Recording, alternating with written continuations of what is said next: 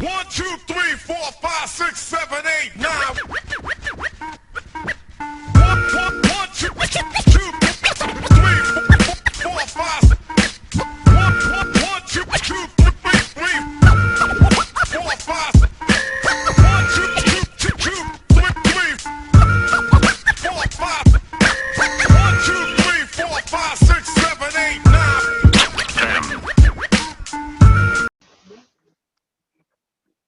Welcome back to the Racial Draft Podcast. I am your host, Michael Ford, joined by my co-host, Kia. Hola. Hey, Kia. How are you doing? How are you doing this evening? I am doing fabulous. I'm getting ready to run the country. Well, I mean, big moves coming, and you can't say it's a step down, right? To Kia, it's Right. definitely a step up. Step up, Um, definitely. right, and we are joined this week by illustrious guests from the Latinx delegation, Martin. Hello, everybody, and Feliz Dia de los Muertos. Ah, yes. Yay! He had to outdo my Spanish. You see that? He had to outdo my Spanish. And that voice that you heard, the lovely dulcet tones of Annie from the Jewish delegation. Hey, it's Annie. It's Annie, aka Fangirl Smash on those Twitter streets, perpetually high-strung comics tweeter. Nice to be back. Yeah, nice to have you back. It's always a Welcome pleasure. back. Well, I guess we're gonna jump right into nerd news. There were a few stories that dropped this week. Let's see the best order to take it. Let's start with Light. Let's start with Light. Batwoman unveiled their first look at the Javisha Leslie costume. Did everyone get a chance to see the costume? Yes. Yes. Yeah, Kier, I saw it. Kier, what were your thoughts on the costume as someone who is deeply invested in Batmobiles and the like? I like it. I mean, I'd wear it for Halloween. Fair enough. Yeah, I think it's going to be interesting because they're definitely not, they're leaning into the fact that Batwoman's going to be black in this new incarnation, and in universe, it's going to be interesting how they move that, how they move that plot forward. Are people in Gotham just going to roll with that as a plot development, or are they going to? I mean, it's not like they could say, "Oh, Batwoman's been black the whole time." It's clearly a new Batwoman, and it's clearly a black Batwoman. And will the police be react to her differently now? Will the people of the city react to her differently now? She's still Batwoman, so I mean, I just like it's the same costume. I think people in Gotham at this point are entirely used to legacy characters changing skin tones and hair colors all the time. But what about the police? Yeah, I don't know. I mean, there aren't a lot of black vigilantes in DC canon. So, maybe people will feel like there would definitely be think pieces about Black Batwoman, don't you think? Oh, Is she absolutely. helping out the police, or is she, meting out a deeper, better form of justice? I think these are.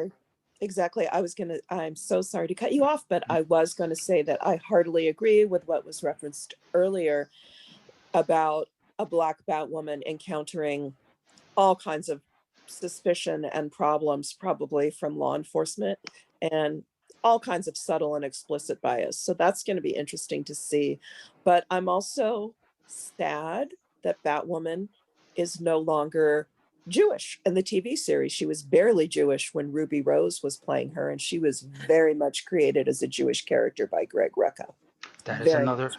that is another good point. There would have been further opportunities to explore that aspect of her character that are being missed out on now that they, you know, I've made no secret of the fact that I think it was misguided of them to not recast Kate Kane.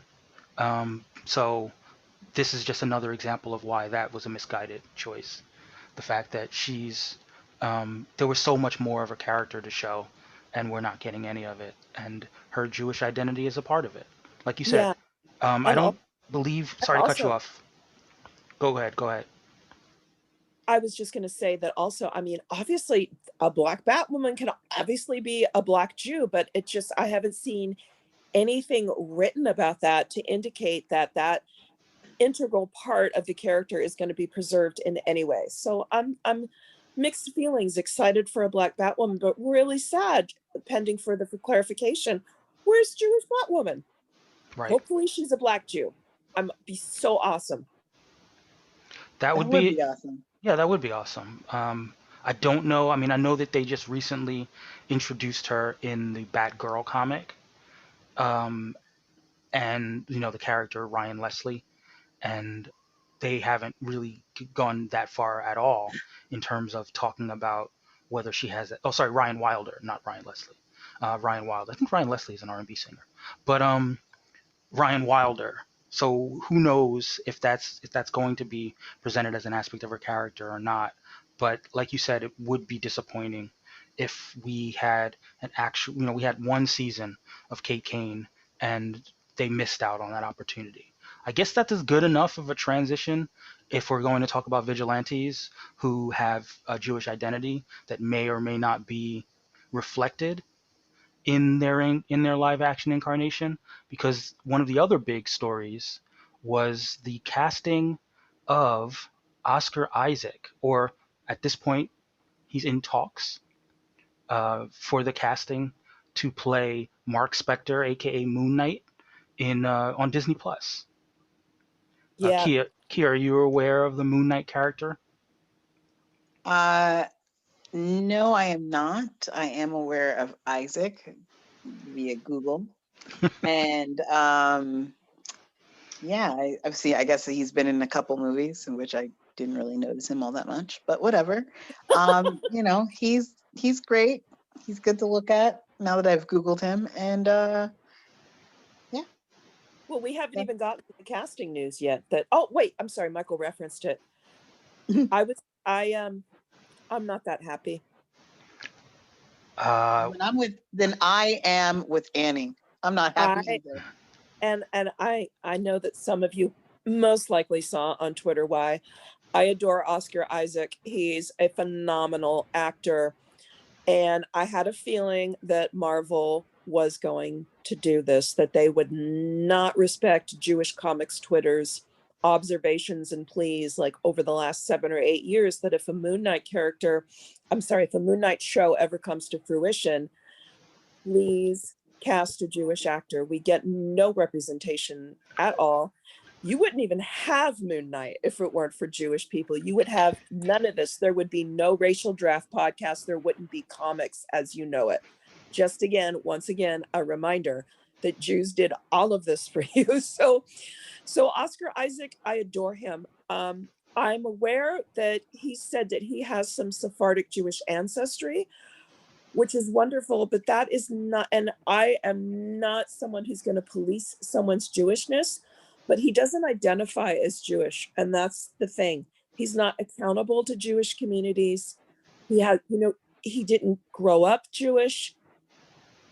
Distant Jewish ancestry is not the same as being a Jew. Are you living as a Jew? Are you embracing Jewish ideals of justice and liberation? And so, I knew this was going to happen. I think Jewish Twitter knew this was going to happen.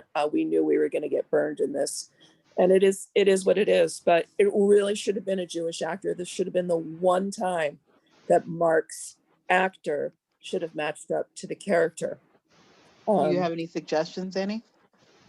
Not offhand, no. I mean, I've floated other ideas around previously. He's a hard actor to cast. I would have loved Daveed Diggs. I would have much preferred Daveed Diggs. Yeah, there was right before the casting came out, there were some rumors that went around as to some of the other characters who were being considered. One of them was Daveed Diggs, who I did not know was Jewish, and the other one, I'm blanking on his name. Give me a second. Nick Kroll. Nick Kroll, thank you. Nick Kroll was the other one that was being considered. Now, it's funny to me because those characters, those actors couldn't be any, couldn't be anything alike, in terms of different sides of the spectrum. And then, of course, the Oscar Isaac casting, compared to the two of them, was even more out of left field. So I thought for a second that maybe they were casting all three actors for all three of different Mark's personalities when he's in his different personas. Sorry, I cut you off. Go on. no, go ahead. I mean, that's an interesting approach. I'd Yeah. like to hear a little bit more about how you envision that. Well, first of all, if Nick Kroll was ever cast as Moon Knight, someone needs to be assassinated. I would not.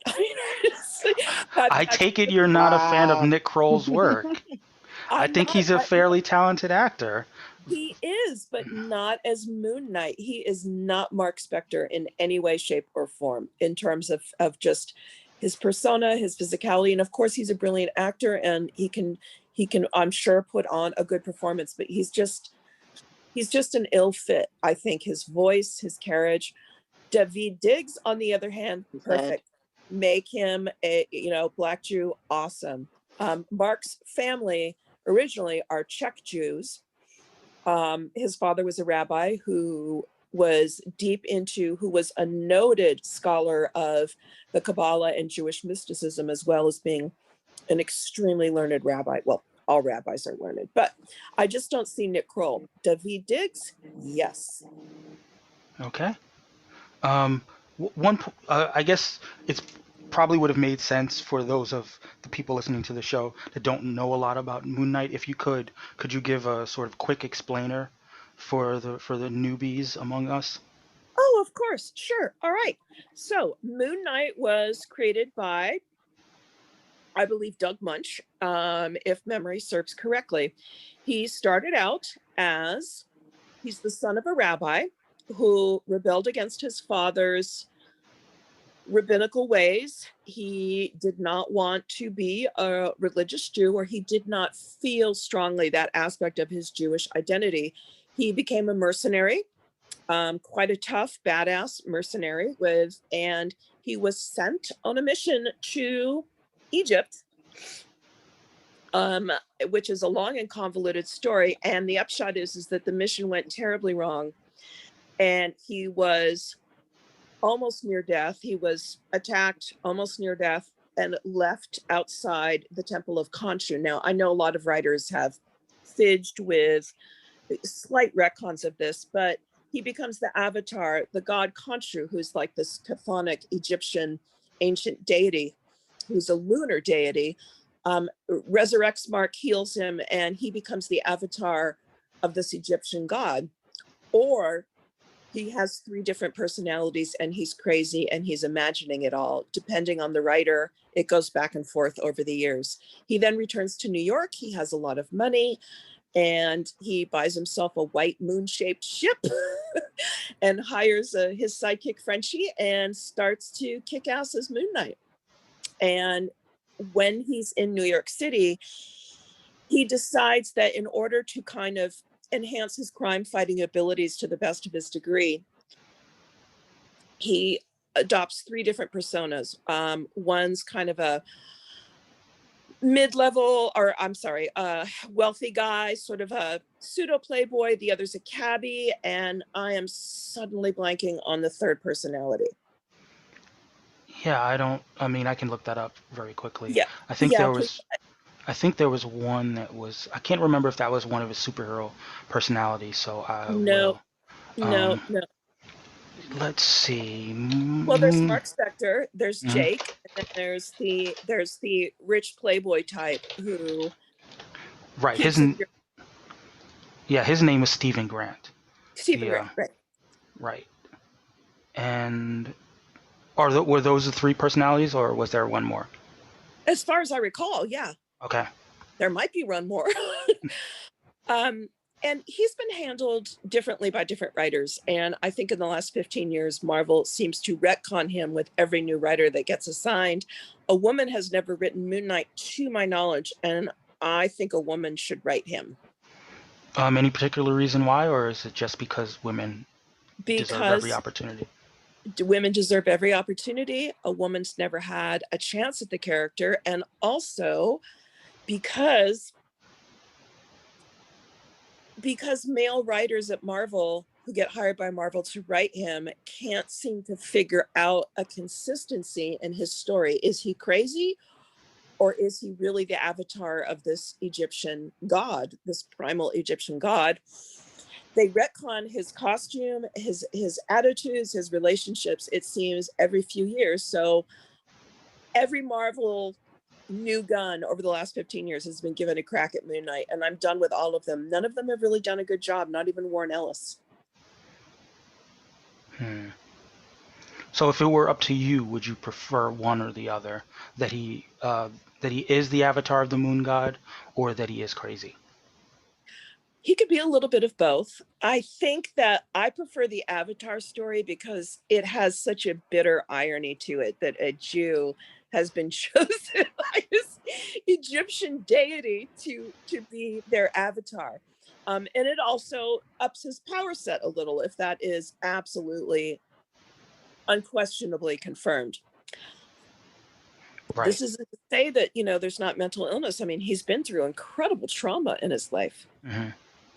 Yeah, I guess I always thought it was more about it is a little of both.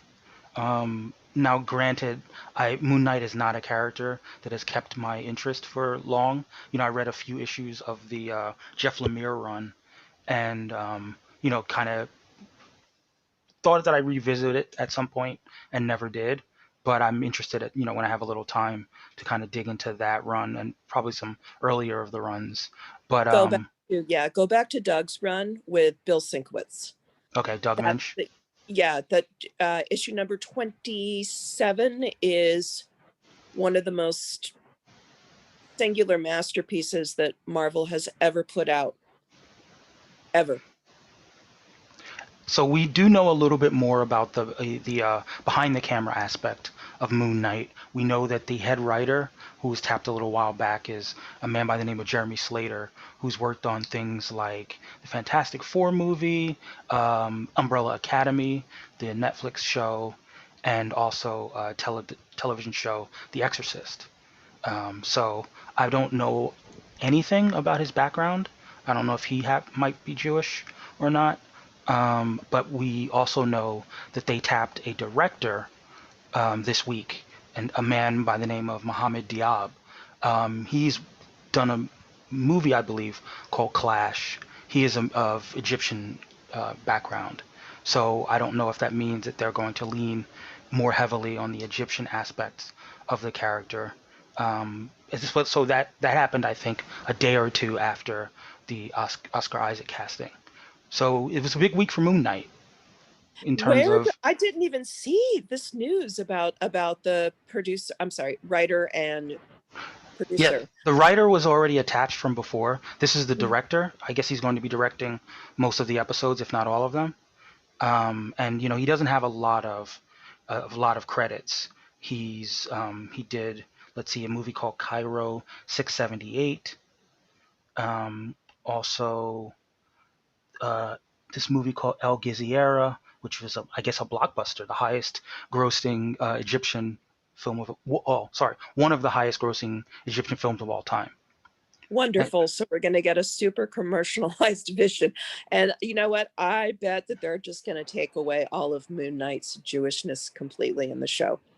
And if you think that Jews are upset now, wait until that happens.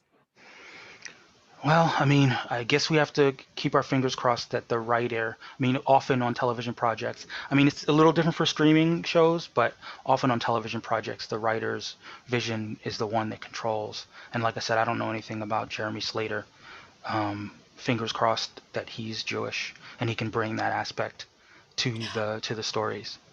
I think also it sounds like he has a lot of a horror background, which might be an interesting take on Moon Knight.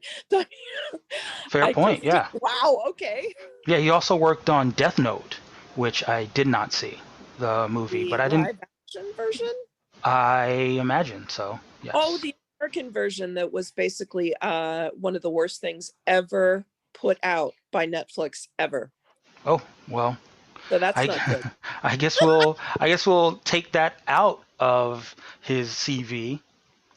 So, I mean, at this point, there are a lot of mixed signs as to whether there's going to be enthusiasm for for Moon Knight in terms of quality. But I don't know. I mean, Marvel Marvel generally pulls these things together as even against expectations. So I'm gonna sort of stay on the Yeah, positive side of things. me But too. I'm just thrilled we're getting a Moon Knight show. I'm thrilled, and that means that we're going to probably get Bushmaster, now, who is Bushmaster? one of his arch protagonists, the What? person who Hmm. left him for dead in the desert outside of this ancient abandoned temple of Khonshu, Okay. and the person whose face he cut off from David Finch's run in 2007 in Did the you say first David 2 Fincher? pages of the first issue. You didn't wait. Not David Fincher, the director, I'm right? sorry, not the director. The writer is Charlie Houston was the writer for that run, and Okay. David Finch was the artist, not Got. Fincher. Finch. Oh, okay. I'm sorry. I was like, David Fincher wrote Moon Knight. Wow. Why didn't they get David Fincher back? Like, but yeah. So I think that there will probably get some of Bushmaster. Now, where this crosses obviously racial draft purview is that he is the actor Oscar Isaac is Latinx. Yay! He's also, I guess he would also fall under multiracial. So Kia, Martine, which one of you wants to claim Moon Knight as a win for hands I up? mean, if I someone's think gonna have to do it, might as yeah, I well. mean, this is the first Marvel project with a Latinx lead. You know, Yeah. there's been a lot of talk about how there's not a lot of representation. Yeah. Do you have a quote unquote dog in this fight as with regard to representation? When regard to specific Latinx representation, it's really like it's pretty good because like it is like the first one to be the lead of something. Hmm. Just as representation as the actual character, I am sorry, Annie. You know, because Jewish people and Latinx people in this regard are very similar because you can be any race, Hmm. but be those specific ethnicities, and you're always going to have people that are going to be like, oh, that's why it's called acting, and et cetera, et cetera, et cetera. Hmm. But accurate representation of those type of characters is very important. Like it's good kind of like from our side that's like, oh, we get to see a Latinx superhero in the MCU Hmm. when we rarely get to see that at all, even outside in other properties. Hmm. But it sucks that we're kind of in this weird situation where it's like our representation means Comes at the expense of someone at the else's. expense of someone Right. else. Well, I Yep. mean, taking things in this sort of world in the vein of how we work here in the racial draft could you all imagine a scenario where Mark Spector was a character, with this casting, where Mark Spector was a character that was able to represent both? Both in terms of what being a Latinx Jew, Yes. or but Yes. I sure, why not? Sure, why not? I mean, it takes him away from his Czech background, but yeah, a Latinx Jew is perfectly wonderful. I think that it just depends on how it's done, but yeah, I'm fine with that. So shared custody. Yeah, shared custody. the I mean that Larry David sneer. No, I'm kidding. I'm kidding. I'm kidding. I'm just Sure. saying that if they really sort of honored his Jewish heritage, but Mhm. did it through the lens of a Latinx background, Right. But that's still not honoring the character's Jewish heritage, which is very much from the Lower East Side of New York City. He comes from a Czech Jewish family from the Lower East Side.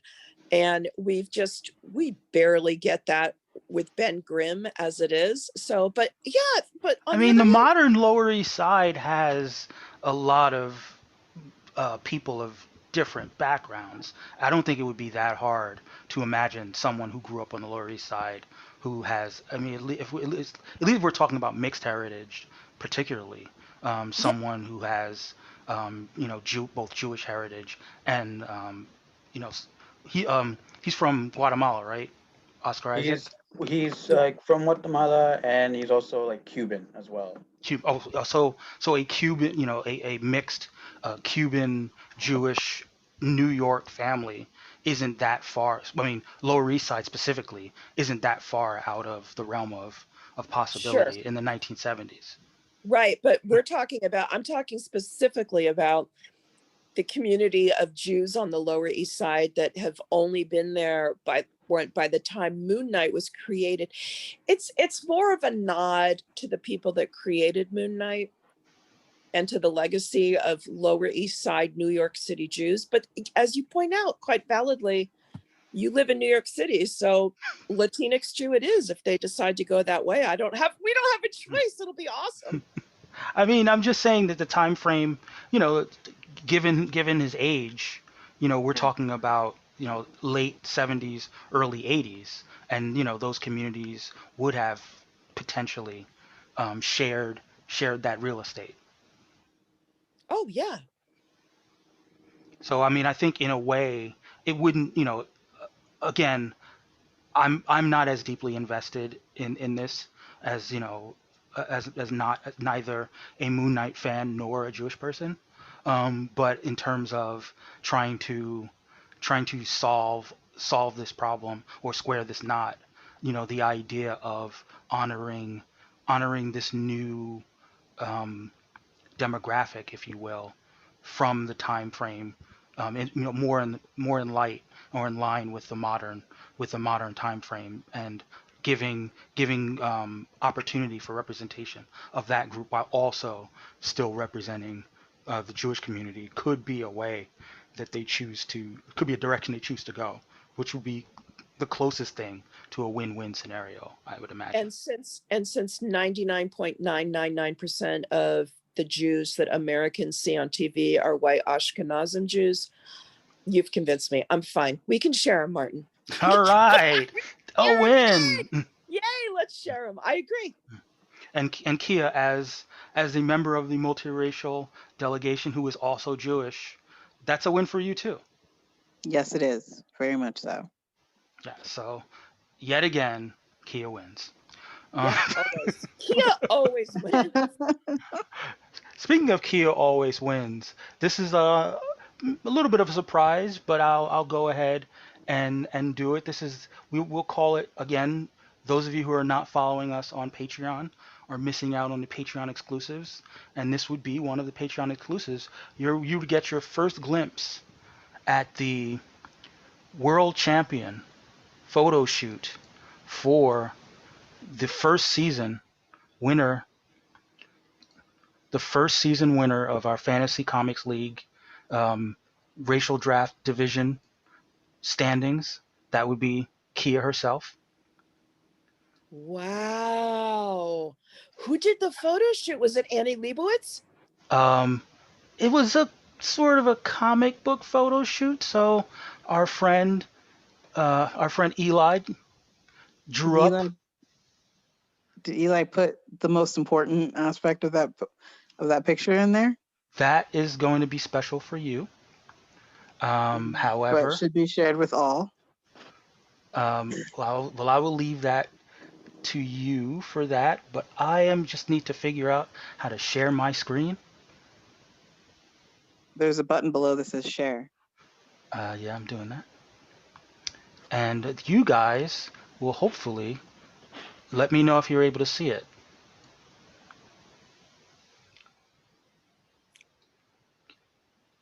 Okay, I'm assuming you are not able to see it. No, we can see it. Oh, it is. Oh my God. I love it. Stunning. And that's you as Wonder Woman. pretty much. Yeah. There you have it.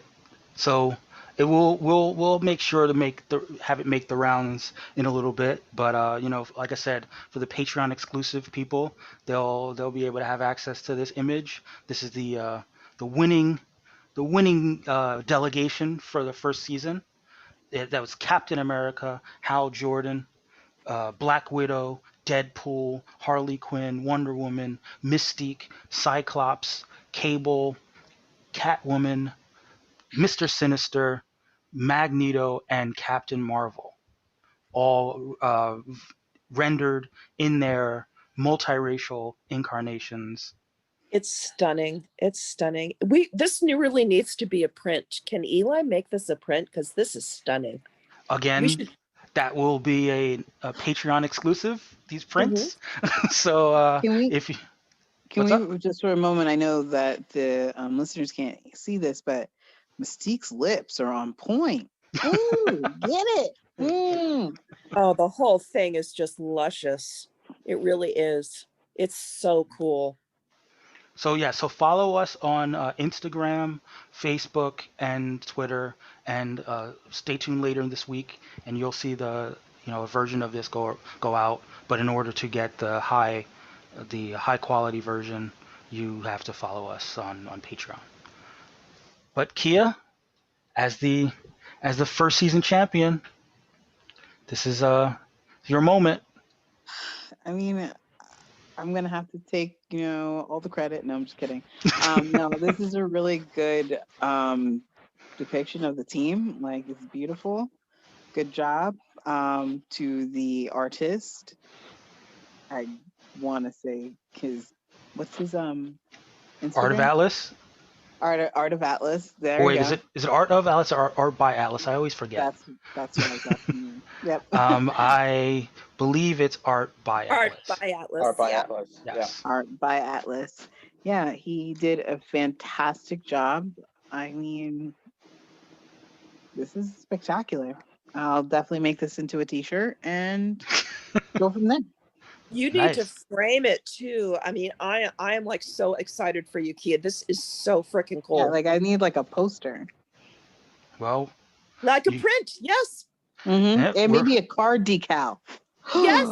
Cardstock. Make them into Christmas cards, Hanukkah cards, Yes. holiday cards, Diwali cards, whatever. Yes. Oh my gosh. Yes. Well, so ends the visual portion of our audio job. podcast. And let's move on to another news story, which maybe not as well. I guess the other stories were somewhat contentious as well, but there was a story that came out in Business Insider this week about DC Comics editors talking about different career obstacles they faced. Andy, did you happen to see that article? Of course I did. Yeah. Yep. And two excellent editors who stayed in the same position literally almost their entire careers. One was never promoted, one was only promoted once. Why? And describing it because DC internally on the corporate side is racist internally. Yeah, it's a very extensive piece. I'll share it in the show notes. It talks about the experiences of Harvey Richards and Lateef Aid Williams, also known as LA, and Yeah. they worked in different decades as DC editors, and they were continually held back, and they tell their stories, and it's a shame because it just goes to show that things change, but a lot of times they stay the same. I don't know how much of this was Dan Didio. I don't know how much of this was other editors, but given how many people I know who have worked at DC and come away completely traumatized or had their careers derailed completely, I just am not surprised. I think internally it's a really racist company. And I guess transitioning from that story to the somewhat more controversial version of that story is our friend Ray Fisher and his ongoing complaints, we'll say, about how things were handled on the DC movie side. He made a couple of strong allegations, one of which got quickly debunked, but others that are sort of still out there about the fact that there are a lot of those things sort of behind the scenes in the DC films, particularly with regard to Joss um, Whedon.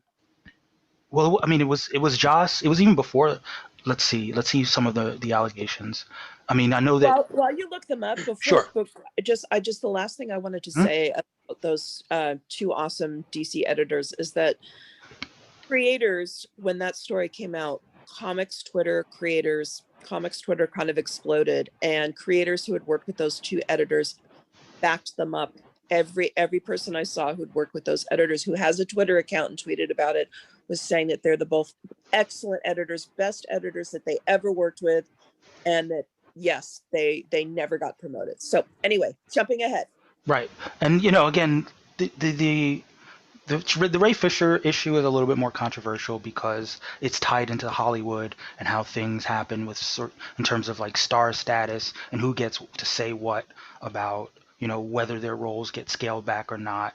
It's not it's as much a story about race as it is a story about clout in the industry and about promises made and representation and the like. So far be it from me to say that it's a slam dunk, but some of the allegations that he made were that there were conversations that happened behind the scenes and on the corporate side about that were potentially coded racism and how some of the things that were told to him on the set were reflections of that coded racism. Now, as of yet, he hasn't made any specifics. He hasn't said what specific statements were made. Or He's drop names. well, all. so the names that he's dropped so far are the director who did the pickups after Zack Snyder left the project. That's Joss Whedon. Um, John Berg, who was one of the producers on the movie, Jeff Johns, who was a longtime DC creative person, high level creative person, who's also one of the producers on the project, as well as the Toby Emmerich, who recently made news because he was elevated to, I want to say, the head of Warner Pictures, but at the time was a little bit lower on the scale. So at least currently, he's he's well regarded by the current regime, the AT&T regime. A lot of this happened pre-merger, pre-purchase of Warner Brothers by AT&T. So yes, Yeah. he's now the chairman of Warner Brothers Pictures, and yeah. I'm not- I do have a quick question. Mhm. So like we like to think that race has nothing to do with how people get promoted and whatnot. And even if you Wait, do we like to think that? I mean like in a No. happy world, well, it's some okay. Okay, some people in America like to think that. Okay, I But got it. I mean, the realization is like, okay, like me, like where I grew up, I was the only African American throughout my whole school system from, kindergarten through 12th grade. And I went up there all by myself and alone. And my mindset kind of, though I know there was like an undertone of racism Hmm. that I dealt with for the most part, I kind of walk through life like, well, this is what it is. I didn't really concentrate too much on it and just kept, progressing Kept pushing. forward Hmm. and succeeding. Just being resilient, I guess you could say. But in their instance, years of working at a place, not, even though everything is good and they're doing amazing things, they're still not being rewarded or, upped in on the scale of, and just the scale of work or whatnot and being promoted. How, I guess for listeners and for people, how should we be navigating it? Like, it's one thing to say, like, because I know a lot of people might say, well, no, it's just a mindset, it's all in their mind, but obviously it's not. Like, but even if it wasn't a mindset, how do you deal with that? Like, when do you know when to say, like, hey, this is a real issue, or or just maybe just work harder and buckle down and work harder? Like, how could we help navigate that for other people if they're going through that same circumstance? Like, what would be a good suggestion, if I said that right? I mean, that's a huge question. Uh, I mean, I think it's tough. I think a lot of it depends on the industry that you're in and what the resources are, as far as other peer groups, especially whether there've been groups that have made inroads before. Typically, um, typically these industries have been hard to crack, and these industries have not had a lot of mentoring and a lot of places that you can reliably go if you feel like something's happening. And often, especially when it comes to a generational thing, often the older people who first broke in to those industries do tend to be the ones that say just kind of keep your head down and power through, because you don't want to have a reputation for being difficult. One of the things that's going to happen, that we imagine is going to happen with Ray Fisher, is that regardless of how justified he is, regardless of what he's experienced, he's going to also be labeled as a difficult actor. Yeah, And can I point out that he really put his career on the line in coming forward about this? yeah, As you said, he runs a real tangible risk of being black labeled.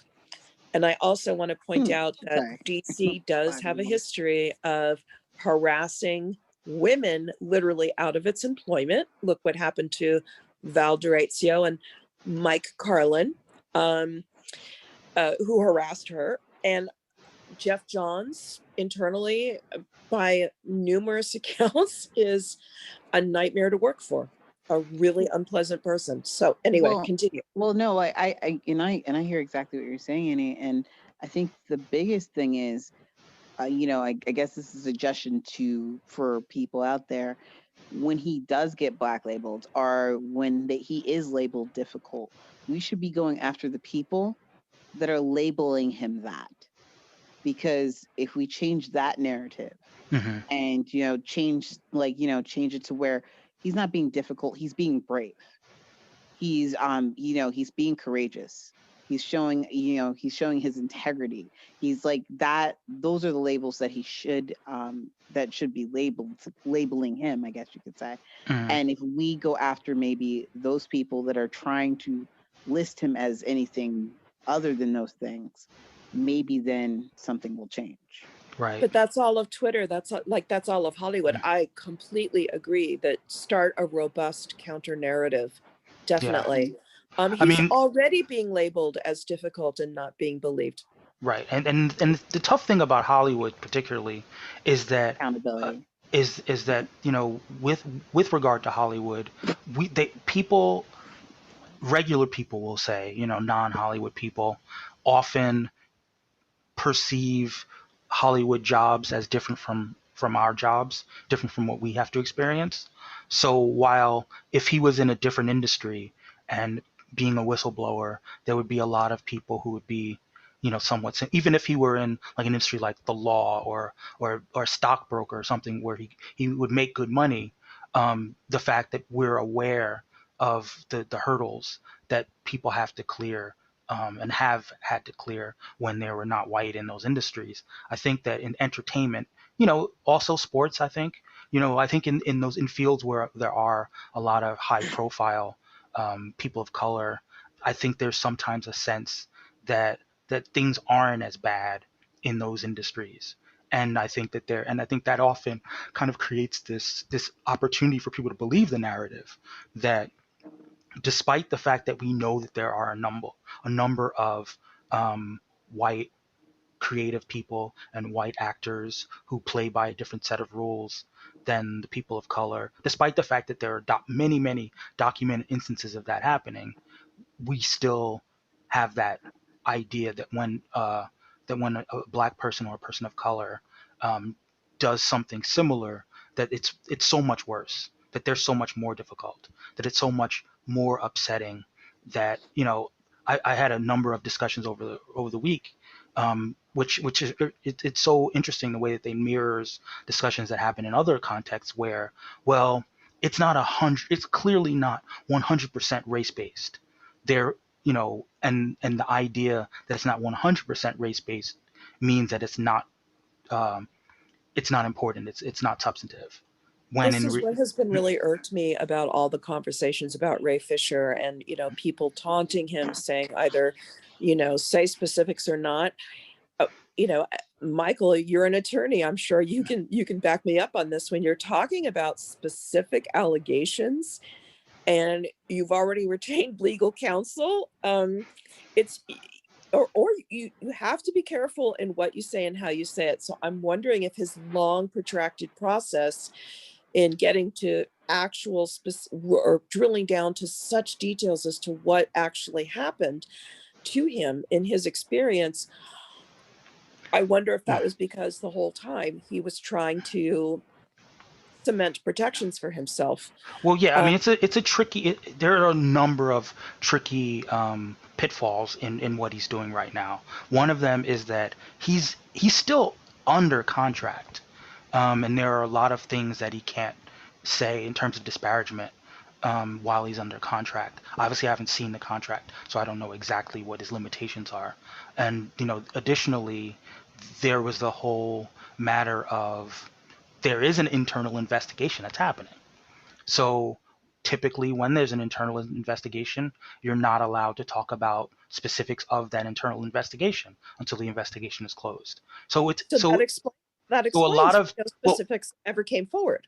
right, but it's weird that he continues to be allowed to disclose what he is disclosing. That's what's a little harder for me to understand. I get that in order to get the ball rolling, he needed to come out and be public about it, but it's a little bit trickier now because it seems like he's really sort of skating on the line.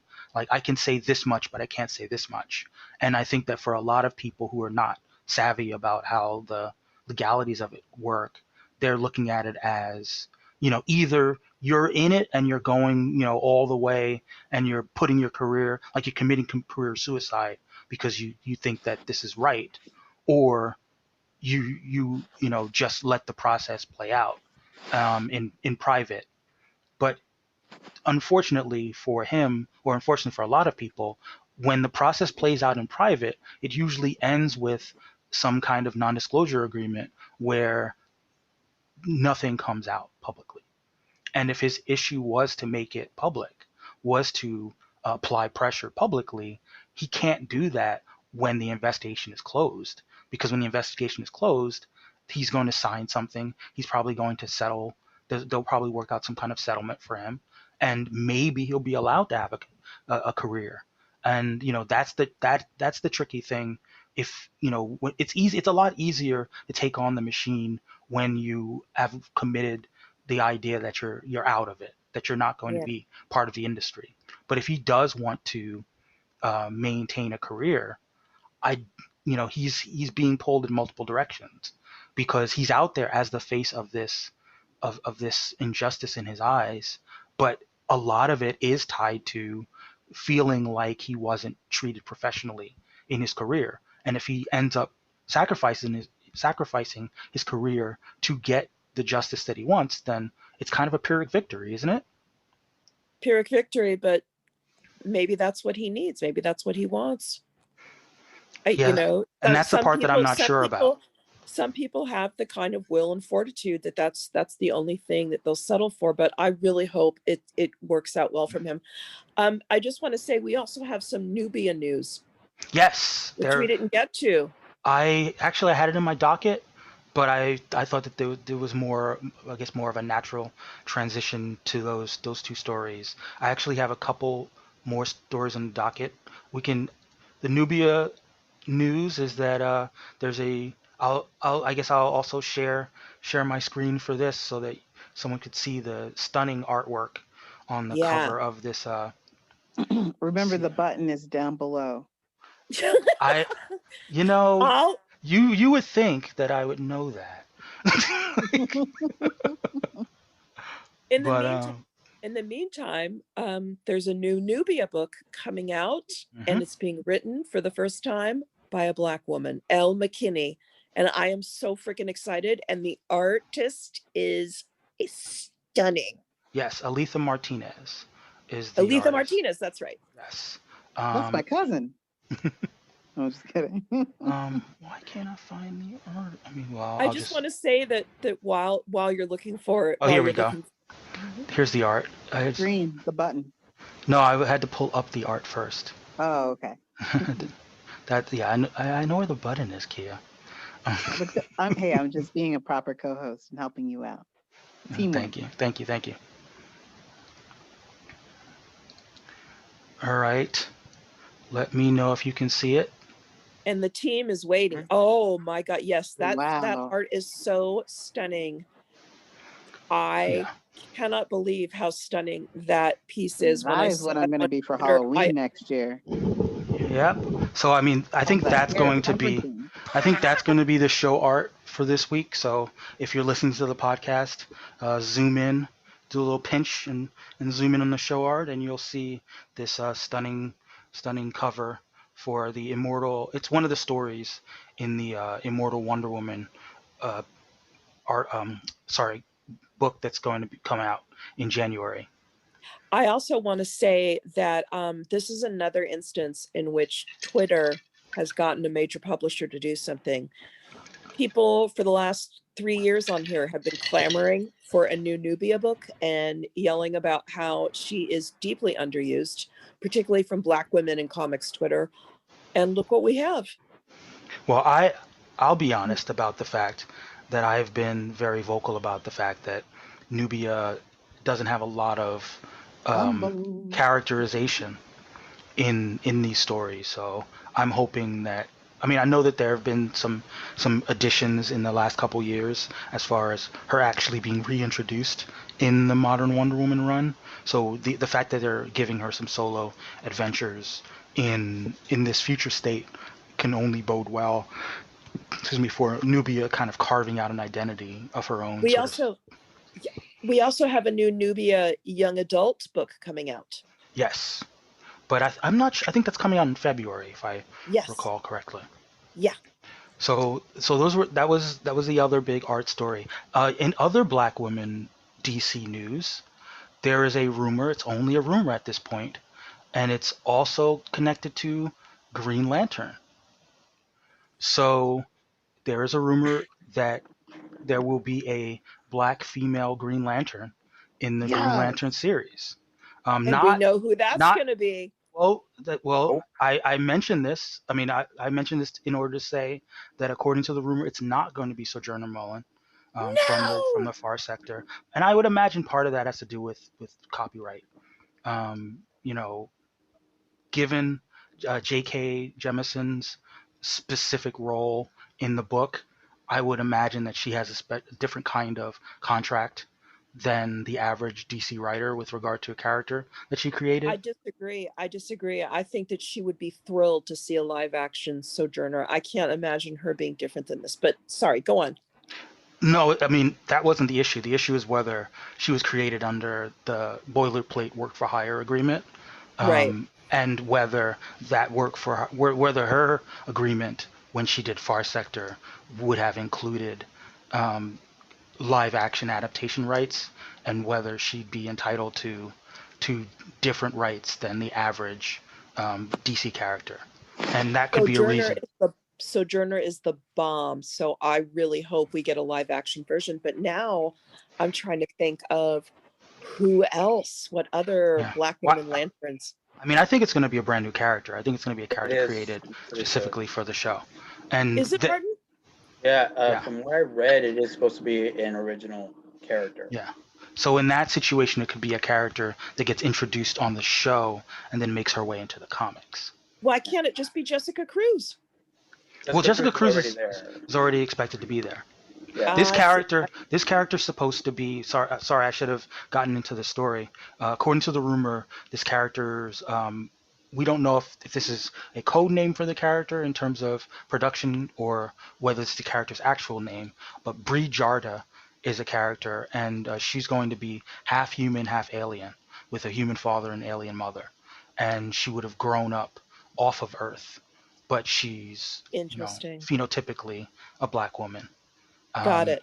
Got it. so there's a possibility that they could introduce this character into the comics, and we'll have ourselves, another Black woman Lantern. Maybe they'll even allow her and Joe Mellon, to interact. Wouldn't that be great? It's always They good when Black characters get to talk to other Black characters. and talk to each other. Two Black women lanterns talking to each other, not about Not the about Hal white male Jordan. lanterns in the room. Not about Hal Jordan. Yeah, not about Hal. What do you think, Kia? Well, I'm gonna be honest. I really don't have much to say on it.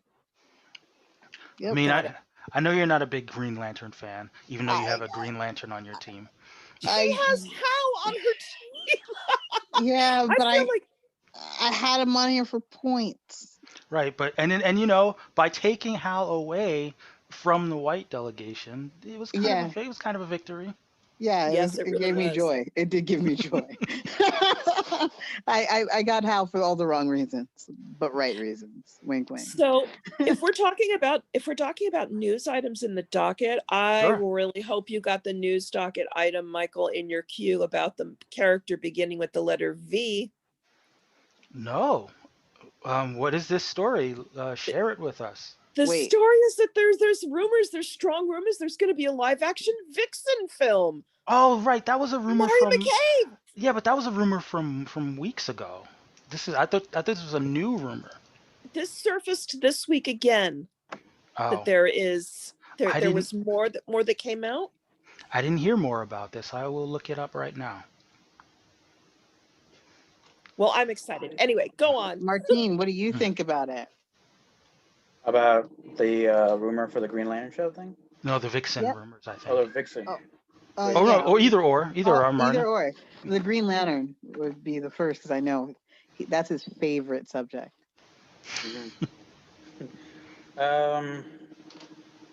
Interesting. I mean, there's definitely a part of me that does feel like there are already a lot of women lanterns that they could have potentially used, especially if you're going to team them up with Guy Gardner to try to balance him out. Because that's the plan for Bree. Okay.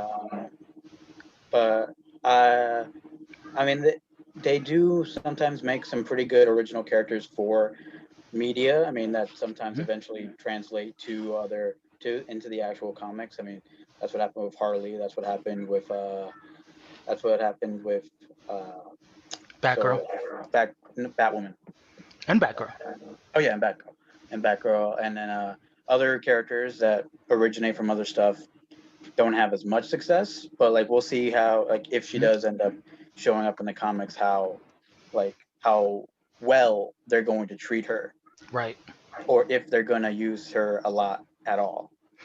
Because it could be just here she is, and then since she's mostly from out of Earth, we're gonna not use her a lot, except for This sounds like a Kyle Rayner situation, or Right. is there some Kyle Rayner bitterness happening right here. But I'm also wondering there are a lot of women lanterns that can be phenotypically Black. Why not Fatality? Exactly. Fatality. There's Fatality? also Why not Patmatui? Why not Sornik Natsu? Why not any of them?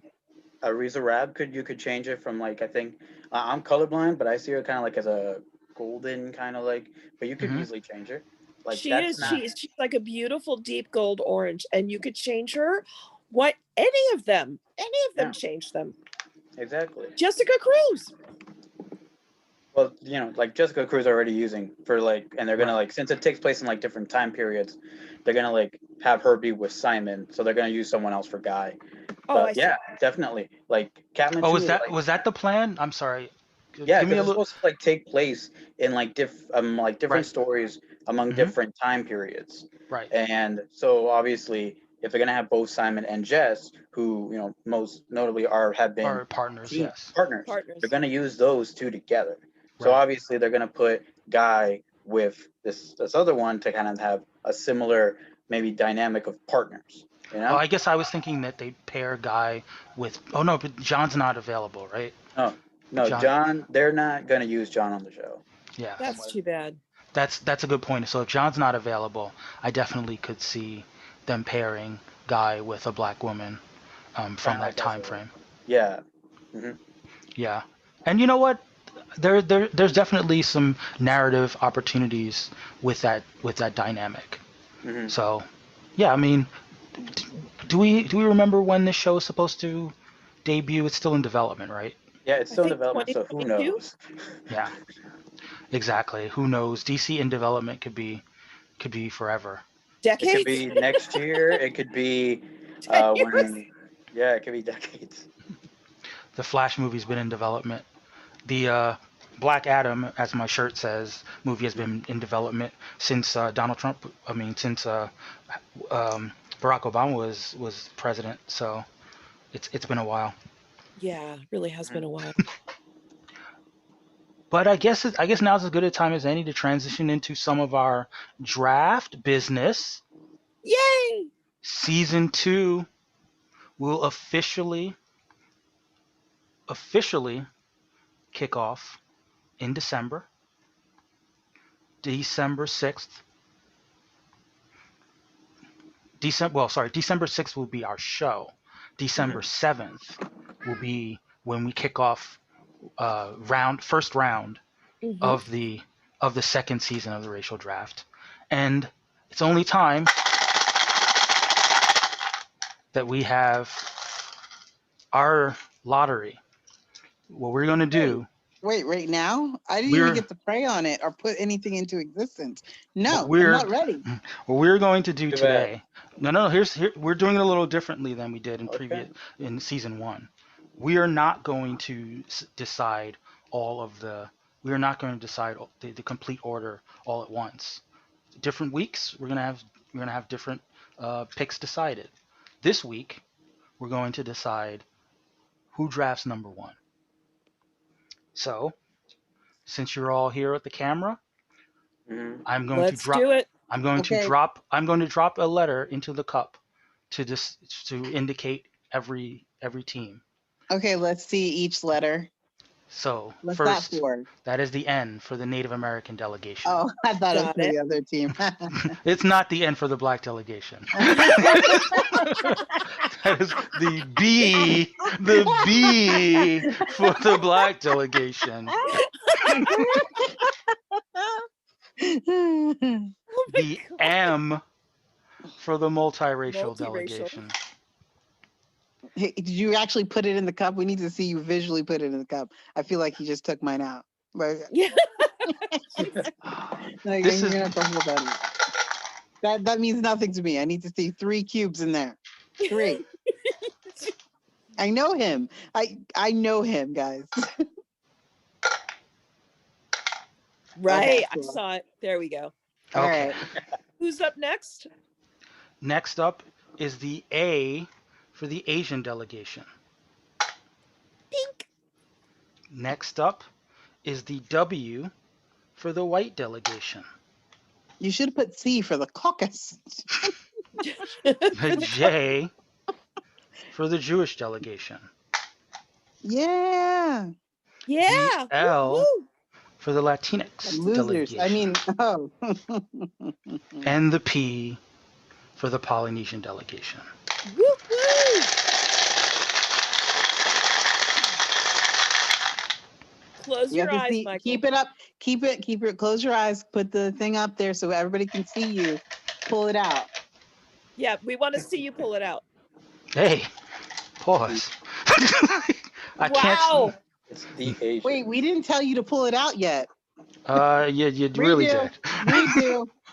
The Asian delegation Woo! will be picking first. We're gonna pick Batman again. Yeah. We're Yeah, they're gonna screwed. pick Batman again. This is really not fair. Really not Yeah, fair. We try should really again. try and spread it around more this time.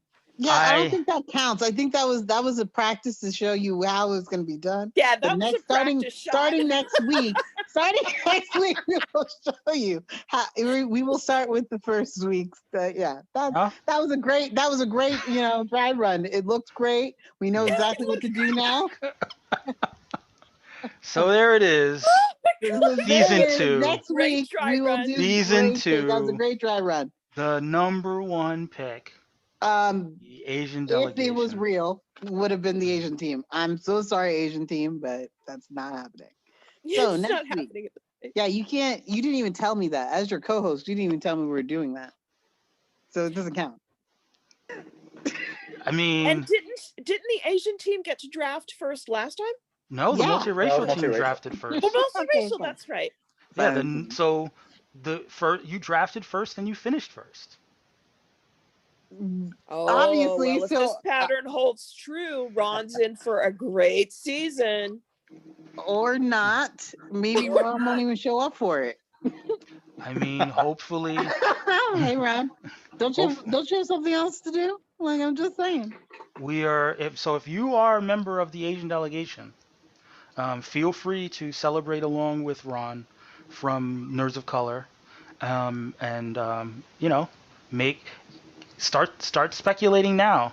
Maybe I they feel don't. like Maybe Ron they can't shouldn't. go first, Maybe though, they because he's never even shouldn't been on the go. podcast. Maybe they shouldn't pick Batman this time. Maybe they should go a different direction. I'm just saying, Ron's never even been on the podcast. Should he be able to go first? Really, Yeah, he's I never even agree. made time for this podcast. I don't know. I'm not feeling it. Hey, Ron, I'm still waiting. Jean challenged Emma. Jean Grey still has a challenge out there for Yeah, Emma like Frost. Ron doesn't even respond. I mean, No, Ron's working a lot. I get the idea that Ron's working a lot. Don't give him excuses. Hey, if he was dedicated, he'd be dedicated. I'm just saying. Like, Well, sometimes the rich get richer, and the crazy rich Asians have And the crazy rich Asians. crazy rich Asians have gotten richer. Mm-hmm. I still Stay have to watch tuned. that movie. Stay tuned. What? You haven't seen Crazy Rich Asians? No, because I didn't know. Like, honestly, I was like, will I get all the jokes? Or Oh, will I have to like pause and Google the jokes? you're so I can laugh disappointing. You're disappointing me, Kia. We'll watch Crazy Rich Great. Asians tonight after the show ends. Yeah, Kia, it's so good. It is so good. And also there's been tons of articles that explain the minor things that you may not get at first pass. And what background are they? Are they Korean? How about Chinese? you watch the movie how about and you you can watch the find show? out for I yourself? mean, the movie. But all right. Well, Okay. let's move on to another thing that actually, Annie, you mentioned, Yes. you mentioned a challenge. Does anyone, since we have 3 representatives from different delegations, does anyone want to throw out any challenges off the cuff? Latinx team and the Asian team. Oh, you're making other people fight. You're doing booking. Mm-hmm. Do you have 2 characters that you'd like to see square off? Yeah, Batman, and then anyone anybody from the Latinx team. Well, so I had another thing that I wanted to suggest. This is all for fun. This is not official, but since I do have representatives from different teams, I think it would be fun if we had one of you propose a trade between the other 2 people. So, The Latin team. so we'll start with you, Martine, Mm-hmm. to propose a trade between the Jewish delegation and the multiracial delegation.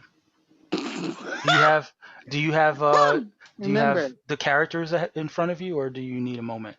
Remember this, Martine, that I may be multiracial, but my last name is Bernstein. Yes, that's right. Kia has my back always. Mm-hmm. Kia has my back. Let me see if let me try to pull it up.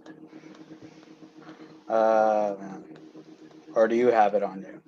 I mean, I can always pull up. The full teams. Do you need me to? The Jewish team? You mean the roster for the Jewish team? Yeah, because I don't remember everybody. Okay, we have Iron Fist, Okay. Jean Grey, Okay. She-Hulk, All right. Supergirl, Okay. Starfire, the Alright. Engineer, Mm-hmm. Apocalypse, Supergirl, You said Supergirl already? You said She-Hulk. Zatanna, Spectrum, Spectrum, Silver She-Hulk, Surfer, and the Silver Surfer, the Living Tribunal, and the Living Tribunal. and Zatanna, and Spider-Woman, Jessica Drew. Yeah, Spider-Woman. so a trade between the Jewish delegation and the multiracial delegation. And do you need a refresher of the multiracial team, or are you good? No, because I already have that one. Yeah, Okay. he knows who the winners are. Oh yeah, you Yeah. guys all saw the picture. Yeah. Yes. Yeah, it's fresh in my head. Maybe a trade between the two. Jewish Zatanna for multiracial Hal. Hal Jordan, Jewish. He is Jewish, actually. His mom's Jewish. True. Yeah. So you'd be taking Hal back. How do you feel about it, Annie taking Hal back to the tribe in exchange for Zatanna? Probably not. I kind of want to keep Zatanna. I kind of want to keep Hal. I mean, Zatanna didn't even give any points. Right, true. If I'm taking Hal, he's immediately becoming a Mizrahim Jew. He's becoming a dark brown Jew. And so yeah, I'll take him. Why not? Sure. Kia's like, nah. Kia's like, nah. That doesn't sound like all right. Okay, Kia. Now it's your turn to see a trade between the Jewish delegation and the Latinx delegation. This should be good. Okay. What was the Latinx's team again? I keep on forgetting. Superman, Wolverine, Doctor Strange, Thor, Black Panther, Shazam, Miles Morales, Invisible Woman, Def, Kyle Rayner, John Constantine, Jane Foster, and Aquaman. Yep. Okay. I think that they should trade Superman with She-Hulk. Okay. Interesting. Interesting. I mean, Superman to go with Supergirl. I definitely think that given everything that we know about Superman's origin, to have him be Jewish doesn't feel, out of bounds at all. Yeah. No. And then She-Hulk as Latinx. I mean, that's pretty. That would actually be really cool. Like, where's Mr. Atlas at? I don't know. I mean, I don't see it. I don't see it. I think I just want to keep. I want to keep She-Hulk just because I'm personally attached to her and she's a kick-ass lawyer. But I am totally okay with taking Superman, and yeah, obviously he's. Well, Jewish. yeah. I mean, as much as you like She-Hulk, you're like, but Superman though. Yeah, Superman. I'm just saying. I'm just saying. I'll settle for Superman. I'll settle for one of the top scoring characters in the whole. I guess I'll settle for for in the DC universe over She-Hulk. the most recognizable. I'll settle for the most recognizable logo in the history of you guys Supergirl. really can't say She-Hulk. She-Hulk is a lawyer. I mean, like with immigration and stuff like that that's going on nowadays. Like, I mean it all makes sense. And then when everybody gets crazy and like they do the wrong thing, she could just Hulk out and literally be like, "No, this is not happening." And then like F everything up. I like it. Well, both a Jewish and a Latinx She-Hulk are definitely going to be tearing down ICE. So either way, it's that's a win-win. what I'm saying. Like, It's a She-Hulk can protect the people. I'm fine with it. Like, Martin got scared. He's like, "I'm fine with it. I swear." Don't Hulk out on me. Don't do it. I guess. I mean, I mean, it's a really great idea. it was your idea. Isn't it great the way Kia's like, that idea that came from nowhere? I think it's awesome. All right, Annie. It's your turn proposing a I'm up. trade. Yep. All right. So on the multiracial team, we basically have everybody. Let's see. Kia, you have Hal, Carol, Mystique, Batwoman. Wonder right. Woman, No. Captain America, Magneto, Harley Sinister. Quinn, Not Daredevil, but what do you call him? Deadpool, Deadpool. There we go. I was like, Cyclops, dead. Cable, Catwoman, and Black Black Widow. Widow. Yeah, I am wondering what it would be like if you traded out Mystique for Valkyrie. Interesting. For Jane Foster, you mean? Yeah, Jane Foster. Mm-hmm. Mystique is one of those characters where I feel like she could fit in any delegation. Yeah. So that always works. Yeah. Could I be mean, how any many race, points did just like we can. Jane Foster get? Jane Foster's a really cool character. Yeah, She but is a points cool wise. Yeah, I mean, she's not gonna do anything for you points wise. Yeah. She has so her that's own book. Yeah, but the book got canceled, I think. Right, but she's in a lot of stuff. But if I was thinking more in terms of just a well-rounded team. You Mystique weren't is a thinking about winning. shapeshifter. Okay. Yeah. Oh, but in terms of scoring, that's a whole different strategy. Well, here's the thing. I like the fact that you propose it in terms of the story, but you know, Key is always going to shoot it down. If she's Key is going to shoot down any trade that doesn't give her value from a points perspective. Key is already so dominant that she's like she's already in another income tax bracket at this point. I'm over here like, I'm And I'm sorry. I will do my part. I will do my part as a host. I will pick two teams of two teams that are not here, and I'll let you guys tell me what you think of the trade. And this is coming. So this is a trade between the Native delegation. Oh, I thought you were going to say Latinx and Black delegations. I knew what was coming. No, No, the Native. I'm here.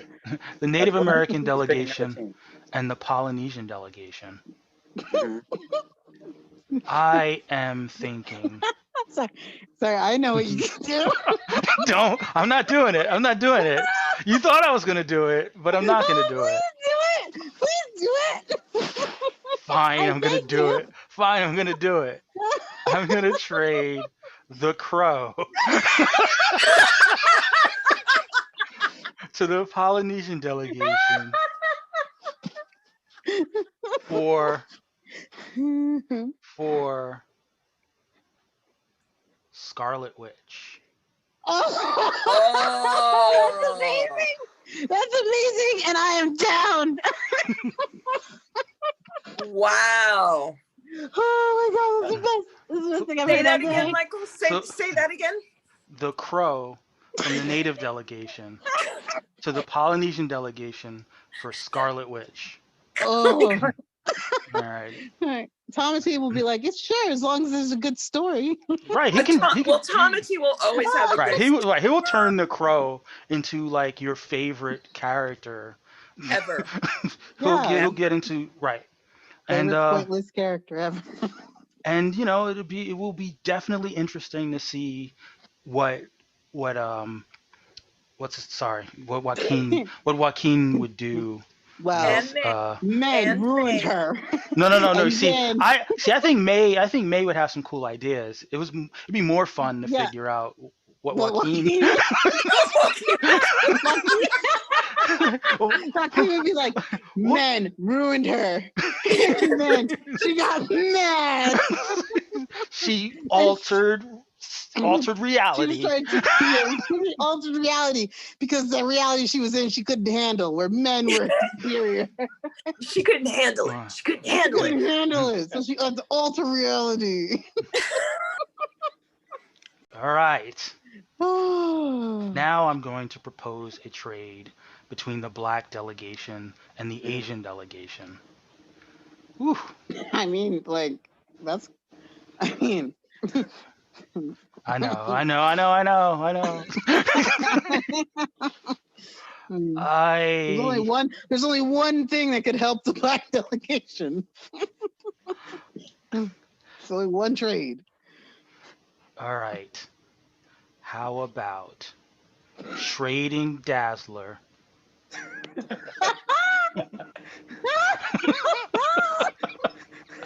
And I'm gonna try to make a trade that they might consider accepting. Not a trade. No. Not a trade Come that on, would. it's not as fun. I'm not gonna just because we all know we all know there's only one character that could turn the tide. There's only one character that could turn the tide. Oh, I'm dying. Oh. So we can't do that. But no, how I mean, about we can. I mean, Ron never showed up. Remember, Ron has not been on this podcast yet. so Make it black man. Come on. Do it. Come on, do it. It makes sense. Bats are black. I'm going to pick the Juggernaut. Ooh, Ooh. Michael. The Whoa. Juggernaut for Yeah. All right. Do you For think that Dazzler. Juggernaut is like, well endowed? I Or would do you think it's all, imagine like I upper would body. like so Kane Marco he's supposed to be just a big guy in general, right? That's not what the jewel doesn't give him the size, right? The jewel just gives him the power. Wait, real quick. Has everybody here seen The Boys season 2? Yes. Yes. Okay, so then we can discuss No. that part. I mean, It's not like- spoilers. Okay, spoiler alert. Okay, that one I know where it's spot, going. since we're talking about well endowed, you see how I just snuck that in there? Oh, yeah, you Just to did. talk Yeah, you about did. this one part that I couldn't talk to anybody about except my dog last night. I was like, and when he got choked out by his peen. That one guy, that was his superpower, having a really big peen, and it could like grow and then wrap around people and bust. Yeah, I feel like that's like a monkey paw situation. It where, was like, prehensile peen. Prehensile peen. you know, yeah, it was it's like one thing. tentacle-ish kind of. Right, it's one thing to say like, "Oh, we're going to give you superpowers, and your powers are going to get a large penis," and it's like, "Oh, that's great," until you realize that you have to like wrap it around your entire body. You know, there are Justin really- Tip. there are some really off-color jokes that you could be made about Juggernaut too. About I know, yeah, you can't stop him from. yeah. Yeah. He- So- nobody he Can't can stop him from what, Annie? Can you please elaborate? Yeah, this is a PG. It's not. No, It this is is not a totally PG not. podcast. Annie, I've been on this podcast. It is No, not PG-13. Stop him from coming. So Exactly. Oh my God! Talk about Philip But at he's- the gas station. And he's well, but he's known for wearing a helmet. At least there's that. Hey, yeah, that's true. That's good. You know. he also somebody did She-Hulk dirty and Yeah, the Juggernaut. where She-Hulk was in bed with Juggernaut, where She-Hulk slept with Juggernaut. And that's widely disputed whether or not that's actually part of She-Hulk canon and if it ever really was. But yeah, it's like 6 feet 7 inches. I don't know about his endowment situation, but if She-Hulk Jennifer could take ever it. sleep with him, which she definitely would not, because she could do so much better, I'm sure he was fine. I just think that when he's wearing the helmet, he might have unstoppable staying power. So Oh. as long as his coming and coming and yeah, coming he's just and just juggernauting. Juggernaut. Oh my God, is that a new thing to bring to my bedroom? Yeah. Juggernaut. You know, or juggernaut, if you will. Juggernaut. I got that juggernaut last Michael! night. Oh! Sorry, I couldn't help Michael myself. had that saved up. Michael Yeah, had that saved yeah, up. yeah. He's like the whole time. He's like, he has to give it to him. 70 minutes into the show and he had to bust it out. Okay. All right. Speaking of busting Sorry, it out. busted. All right, let's Martin see. is blushing. Martine is blushing. Martin is so cute when he blushes like that. It's okay. You can say juggernaut. Go ahead, say it, I Martin. can, but I'm not gonna. right. It's like, So he's like, so- my family's starting to listen to this show, and next thing you know, they're gonna hear juggernaut. so this is fun. We're gonna keep throwing out some possible trades. So Okay. now someone from your own team Mm. for someone from any of the other teams that are not here. Huh. I got one. Okay. Death and Joker. Death and Joker. See, I think the Black Delegation turns down Death. I think Black Death is not something that we're interested in right now. So, No, but Also- it's just like that whole thing of like, Cesar Plus- Romero. plus they already have Hela. You know, I think Oh yeah, they're like, already Diet Death. Yeah. they're the Death with a face. You know, Also, we really don't want to take away the portmanteau bloker. we don't, even though I don't think I've ever used that. but Out you of know, it. like you want to keep right now. We've got something quite stable with Thanos and Hela. You introduce Death into the equation, it turns into a whole big reality show, and I think the Black Delegation puts a kibosh on it. All right, Mm. fine. Well, you guys Tribunals. know what I'm gonna do. Well, let's hear it. Captain Marvel for Batman. That's purely for points. Mhm. Purely for points. Yes, of course. The That's Asian actually delegation. not bad. Like, it's not like I'm trying to give him Hal Jordan or something. The Asian delegation probably turns that down. Maybe if you'd done, Iron Man, maybe they would I have don't thought have about it. Iron Man. That's what I'm saying. Maybe if you would have tried to, I don't. Did Iron Man get points? I don't remember him getting points. He did okay. He didn't do as well as Batman because. Yeah, But- and I just want Batman. That's really what I want. What about you, Annie? Let's see. And it has to be from a team that's not here? Right. All right. Let's go over who Sharon has. The white delegation. So, The White. delegation. The white delegation is the Flash, Blade, Forge, Reed Richards, Alex Wilder, Damian Wayne, Punchline, Wiccan, Blue Beetle, Jaime Reyes, Superboy, Katara, Barbara Gordon, and Jon Stewart. What was the one that Sean really wanted? That's on his team, like the one he was really excited about. Take that one. yeah, take it from the top again, the first three. It was Jon Stewart that he really wanted. Yeah, that's right. He was on Yeah. Johnson. I don't know. I feel like I could definitely see a couple of these characters in the Jewish delegation. So I want to see The first three characters of the white team again. I'm suddenly like- Flash, Blade, Forge, and Mm. Reed Richards was 4. right. Reed Richards before. Yeah, I'm gonna take Reed Richards. That's who I had in mind. Yes. And who are you going to trade to the white delegation? You can have back your white boy Iron Fist. Oh! Sorry. Oh, I love it. I love it. Danny Rand has been recaucasized. They're like, we don't want him no more. Reed Richards. He's been thrown away. Now Reed Richards is gonna be the cerebral Jew that Stan Lee and Jack Kirby. Exactly. Best buds with Ben Grimm, the way it was meant to be. With a saucy Latinx wife. Mm-hmm. And the Filipino brother-in-law. And that's awesome. That's exactly what the first family of Marvel should look like. All different colors, all different traditions. Yeah, Reed Richards, Jewish Reed Richards, I feel like it's not really that hard to imagine. It's really not. He's just going to be in his lab all the time. He's probably going to be a little more demonstrative towards Sue,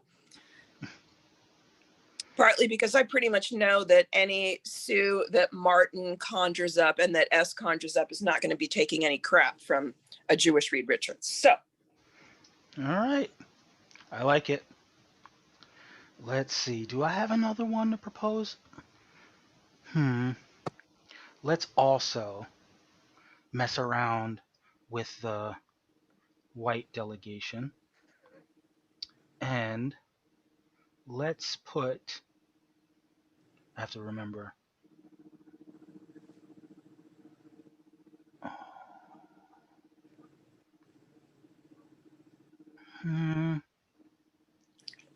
Blade. Mhm. Send them back to the black people. Yes. yes, yes. That was a hard one. That was. I'm still hurt over that one. I still have existential pain. Blade, and he can be traded for the Joker. That's right. White people can have the Joker back. You can have the Joker back. Yeah. For real.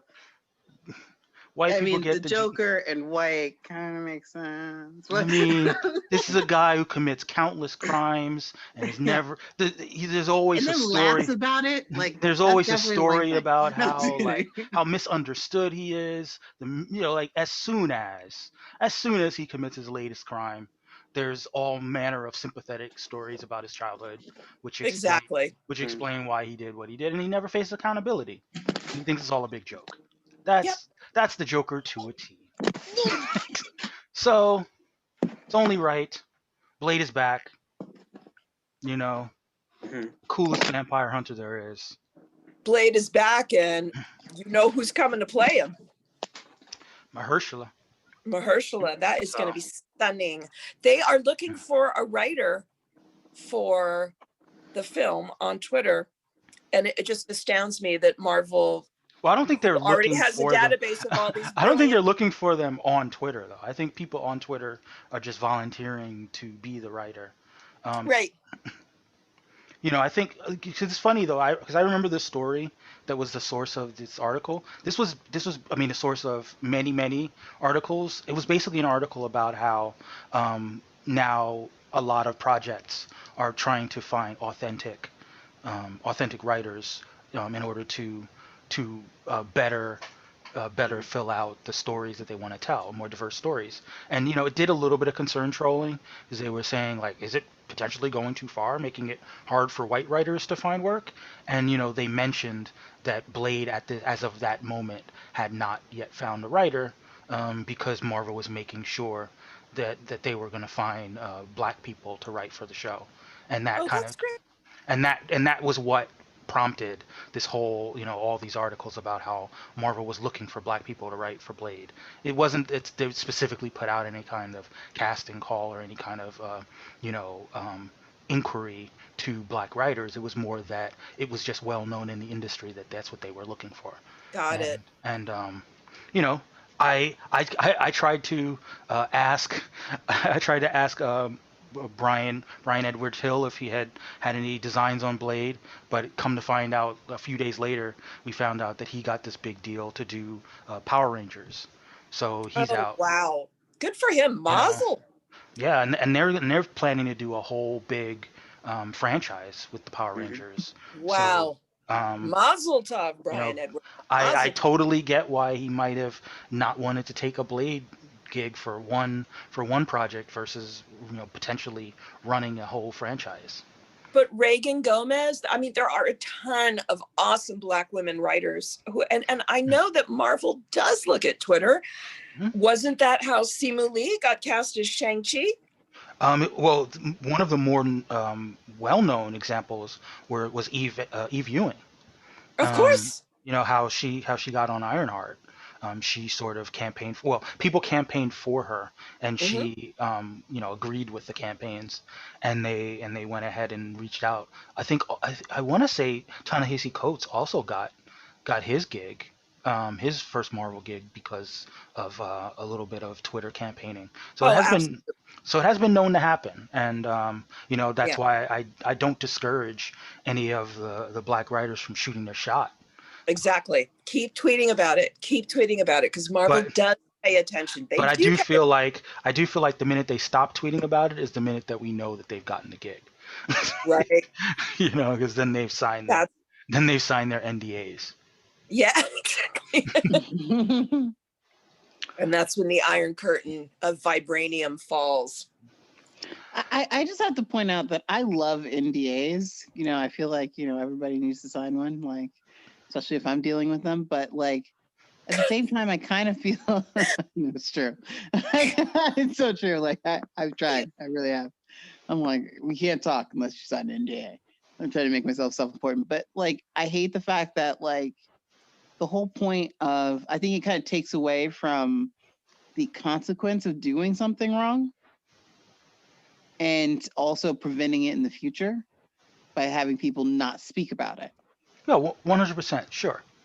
But a lot of NDAs do have a provision for if you do something egregious, then you're not bound. But yeah, I mean, what's one of the advantages of having an NDA is that if you fall anything below that egregious limit, you feel pretty safe in not having all your business out in the street. I'm Yeah. very anti NDA when it comes to settlements and employment contracts. When it comes to what employees can talk about and can't talk about, if employees ever have to assert their rights in the workplace in terms of discrimination and things like that. Hmm. Yeah, I mean, I guess is where the lawyer in me comes out and says that one of the reasons why you settle in the first place is to make sure that it doesn't become public. So you just get Yeah, but isn't that the fewer whole settlements. the whole part of settlement is not so it doesn't become public, it's just so they don't do it again. Like No, no, no.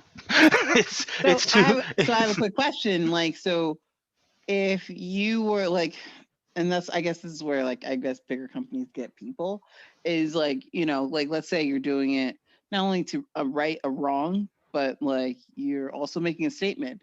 And they're like, well, we'll give you like this much, but you have to sign a non-disclosure and say not talk about what we did. Do you take the money or do you go, no, I'm going to effing court and have fun with that? I mean, that ends up being the choice that people have to make because Yeah. a lot of times it's not about the money. A lot of times it's about making a statement, and if it is about making a statement, then you won't take the settlement. It's what the company, what the company wants is both. Even if the company ends up winning in court, all of the negative publicity that comes from being in court is adverse to their interest. So they often will settle something just to make it go away, whether or not Okay, well, I just want to they think they can win or not. They just may say, between the cost of litigating it and between the cost reputationally to the things that might come out in court, it's just easier doing the calculus to say take this money now rather than 3 years from now after everything's gone to court. And for a lot of people it is about just being made whole. If you felt like you were wronged and you want money to improve your situation, I'm never going to tell people they shouldn't do that, but that ends up being, an advantage. It ends up being an advantage for the company because the company knows that other people won't come out and sue them as well. well, oh, well, I was just gonna say, just putting this out there, universe, and for my future, the lowest in which I will settle is for 10.75 million. That is the lowest. Is there a Know specific? your worth, girl. Is there a Yeah, specific okay, reason? that is, huh? There's a specific reason for that number specifically? Well, 11 million feels a little too greedy, So why not 10.85? Oh, whoa. I mean, I could go there, but I'm just saying the lowest, 10.75. Gotcha. It sounds like a nice number. I might have already calculated how I'm going to like utilize that money and so forth. So All maybe right. that's why. I mean, But you've already done the math. You know. mhm, Gotcha. And that's before or after taxes? that's after taxes. Remember, Right. with money that you're talking to me about, it's always Always. after taxes. So, just so you know, just so we are clear. You hear that, world? If you're You trying hear to that settle, world, you hear that universe. To settle with me. it's got to be And I will gotta be play a them post. back. You know, like 10 years from now, I will play this podcast back and I'll be like, do you not hear that number? That's after taxes. That is a post-tax number. I don't So have a good noted. I don't have a good transition to that, but like one thing that normally happens on our shows, if you're a first-time listener, is this will be the portion where we talk about the head-to-head challenges in the Fantasy Comics League. Sugar Shout out to nut. the Fantasy Comics League and Sean and Brian and those guys over there. Hi, This week, Sean. Woo! Sean and Brian. Woo woo. this week we did not get scoring from them, so it's going to be a little bit of a delay for week 5 of the showdowns. But we'll give you 2 weeks. If you come back next week, you'll get to see this week's showdowns. Just to recap, was the multiracial versus the white delegation, the Native American Wait. versus the Jewish delegation, the Polynesian delegation versus the black delegation, and the Asian delegation versus the Latinx delegation. The main event, if you will, what everyone was waiting for, and we have to wait another week apparently. Yeah. Week 6, though. The multiracial delegation against the black delegation. Mama is coming. There's also the Native American delegation against the Latinx delegation. Oh, that's going to be cute. Yeah. It's also the Polynesian delegation against the white delegation. And that means in our main event, the Asian delegation against the Jewish delegation. Whoa! Woo! Yeah. And Ron's gonna kick our asses. and this is the portion of the show where everyone tells me their characters. Now, Annie, you gave me your characters ahead of time, so you get to go first. Would you read them out for me? Because I am not in front of my list. But Yes, I know it was Supergirl, Starfire, Apocalypse. How about I read it?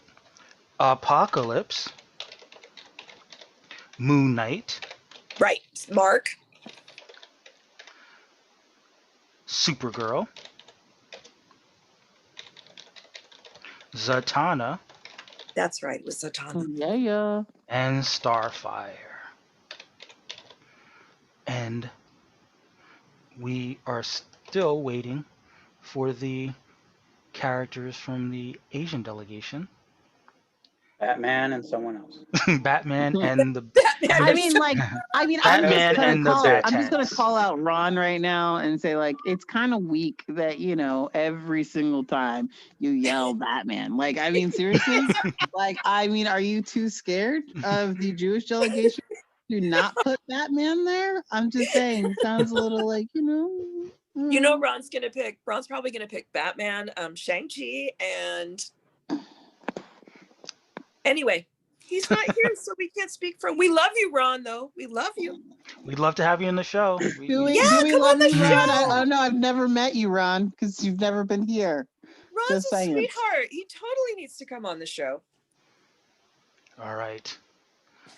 Now we'll let Martine let us know in his matchup against the Native American. It's Native American, right? Yeah. Against the Native American delegation, the Latinx team. Yeah.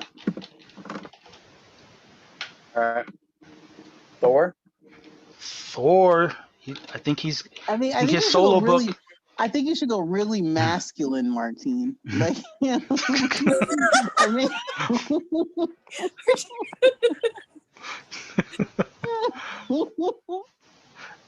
Just so you know, guys, Mhm. even though we haven't done the scores yet for last week, one character was conspicuously absent from his delegation yet again. Spider-Man. Yeah. Not yet again. Why? Their Why? feud, their hatred towards Spider-Man continues. Why? I Wait, guess what's going you on wanna with know what their Spider-Man? hatred is? They thought that Spider-Man was going to carry the whole team the whole time, and that they were going to get like a lot better points during the whole thing, and it didn't happen. That's no reason to punish Peter Parker and No reason to They're only punish punishing yourself. themselves. Yeah, and punish yourself. I Is mean, it's kind of like the Scarecrow, or wait, what's his name again? Crow. the It's Crow. the Crow mentality. Why do I I always call mean, him Scarecrow? What? I mean, there is currently an event happening in Amazing Spider-Man, which includes weekly books, and Week? Spider-Man's just hanging out, Racking up points by himself. racking up points on the bench. That sounds That's like a crazy. reason. That sounds like a reason that in season 2, they might not get Spider-Man.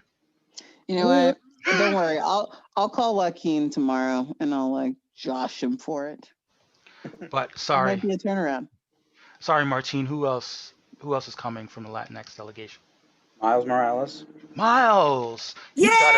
He's got a book out next week. Black Panther. Black. You just had to bring up Black Panther. Had to bring up T'Challa, but smart choice. Very Wakanda smart. Gate continues. Wakanda. Wakanda Gate continues.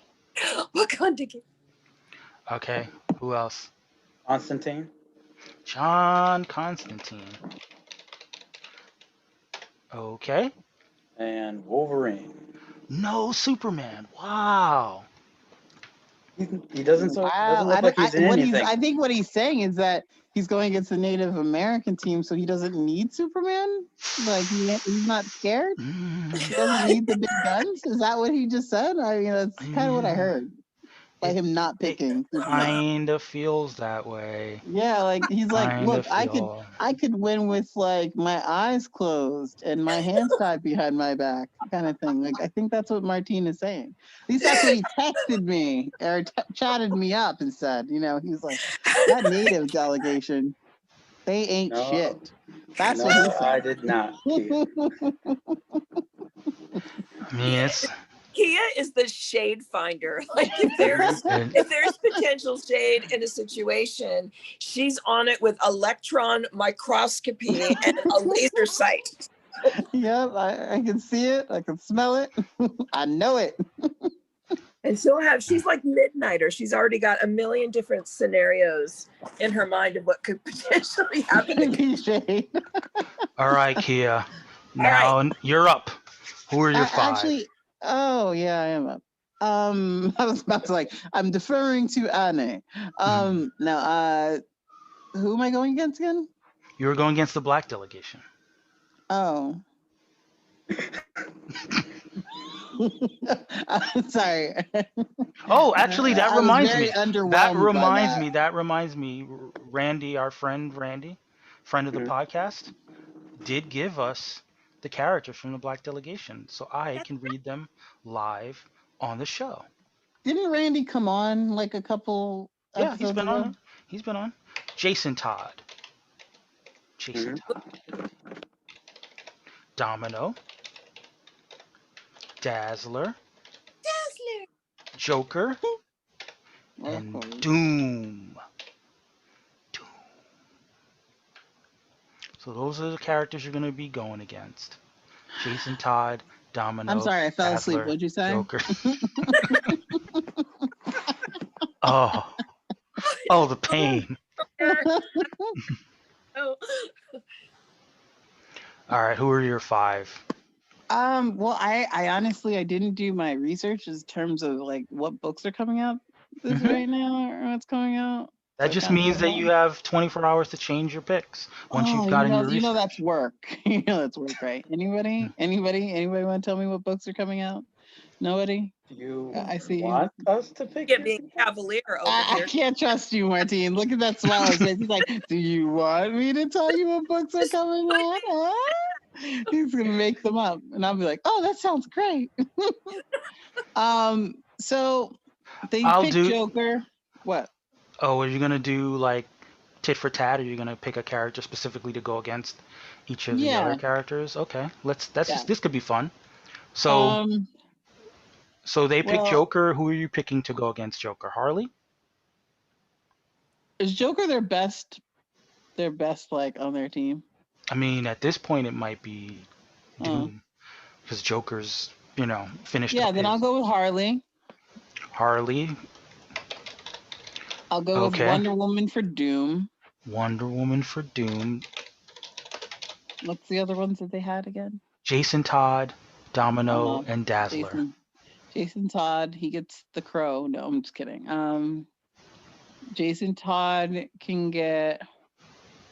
This is up for debate, but Black Widow. I feel like Black Widow's doing something. Black Widow solo book's out this week, right, Martine? Yeah, that's I just have, like, the universe just told me that. Weird, right? Just like I was psychic last week. So we're gonna go with Black Widow. Yeah, there was a Black Widow book this week as well that you missed out on by not picking her for your. Series, right? Let's not talk about that. Let's not talk about that. It's Kelly Thompson's new series. That's the one that comes out this week. But there was a book. I forget what it was called. Maybe like Widow's Sting or something like that. That was Right. that came out this past week. But for the new series, Phil Noto is doing stunning Black Widow covers. I mean, and who's doing the interior art? The interior. I don't know that offhand. Yeah, I can't I remember. can find it for you. Yeah. Is it Christine? Because it was on the Black Widow book with Mark Waid, I think, right? Elena Casagrande, does that ring a bell? A woman artist, even better. I believe I know she did #1. I don't know if she did the other issues. I think we're up to 3. I think we're up to Black Widow #3, and that is Sil Casagrande. Okay, there you have it. Okay, so who are your other 2 characters, Kia? What are the other 2 that they have left? Domino and Dazzler. Double D's. I'm ridiculous. I cannot. Do not leave your children with me, people. Do not leave your children with me. So Domino, I don't know. Domino's not that great. She just gets lucky. Let's see. How about Captain America? Suck on that. And for Dazzler. And for Dazzler, I mean, you know what? I'm gonna match Dazzler with my Mystique because I figured there'll be no points. Oh. There it is. Black Widow, Captain America, Mystique, Harley, and Wonder Woman. Will the Black Delegation put up points? I don't know. I think Jason Todd has a book out, doesn't he? Like this upcoming week? Or did he just have one? He may have I think just had one. Just had one. I don't think he Yeah. I guess he missed this week. Oh, rough. That's gonna be rough. Oh. Gonna be rough. Not a lot of Joker, and Doom just had his book last week. Mm-hmm. Yeah. It might be tough sledding. He's not gonna perform. It might be tough sledding for the Black Delegation this week. Yeah. If only he had a Juggernaut. He's got a solo book too. So there it is. White delegation, Polynesian delegation, Native American delegation, Asian delegation. Get your lineups to me so that next week we can figure out these showdowns. We're week 6 of our 7 weeks of showdowns. So actually this is a good time to go back through the showdowns because I actually forgot who won every week. So since we have Kia. Say my name. Say my name. Ron. Ron. So week 1 was the multiracial delegation versus the native delegation. Mhm. The multiracial delegation scored 37 points. 37. And the Native American delegation scored 25 points. So that's a win. That's a win for Kia. Kia. Oh my God, That's it sounds so great. Kia and winning. It's kind of like my middle name is Win. Uh-oh, you better watch out, Sierra. There was also the We call their Polynesian kid Win. delegation. Get it, Martine? Get it? The Polynesian delegation against the Asian delegation. That was A massacre. Polynesian delegation scored 2 points. And the Asian delegation scored 48 points. I'm sorry. I'm sorry. That Is there is- life left? Nope. There was also the Jewish delegation against the white delegation. The Jewish delegation scored 13 points. And the white delegation scored 28. Oh, wow. So No. so that is 0-1 for the Jewish delegation. 1-0. And the week 1, the main event was the black delegation against the Latinx delegation. The black delegation put up a total of Nothing. No, I'm just kidding. 16 points Wow.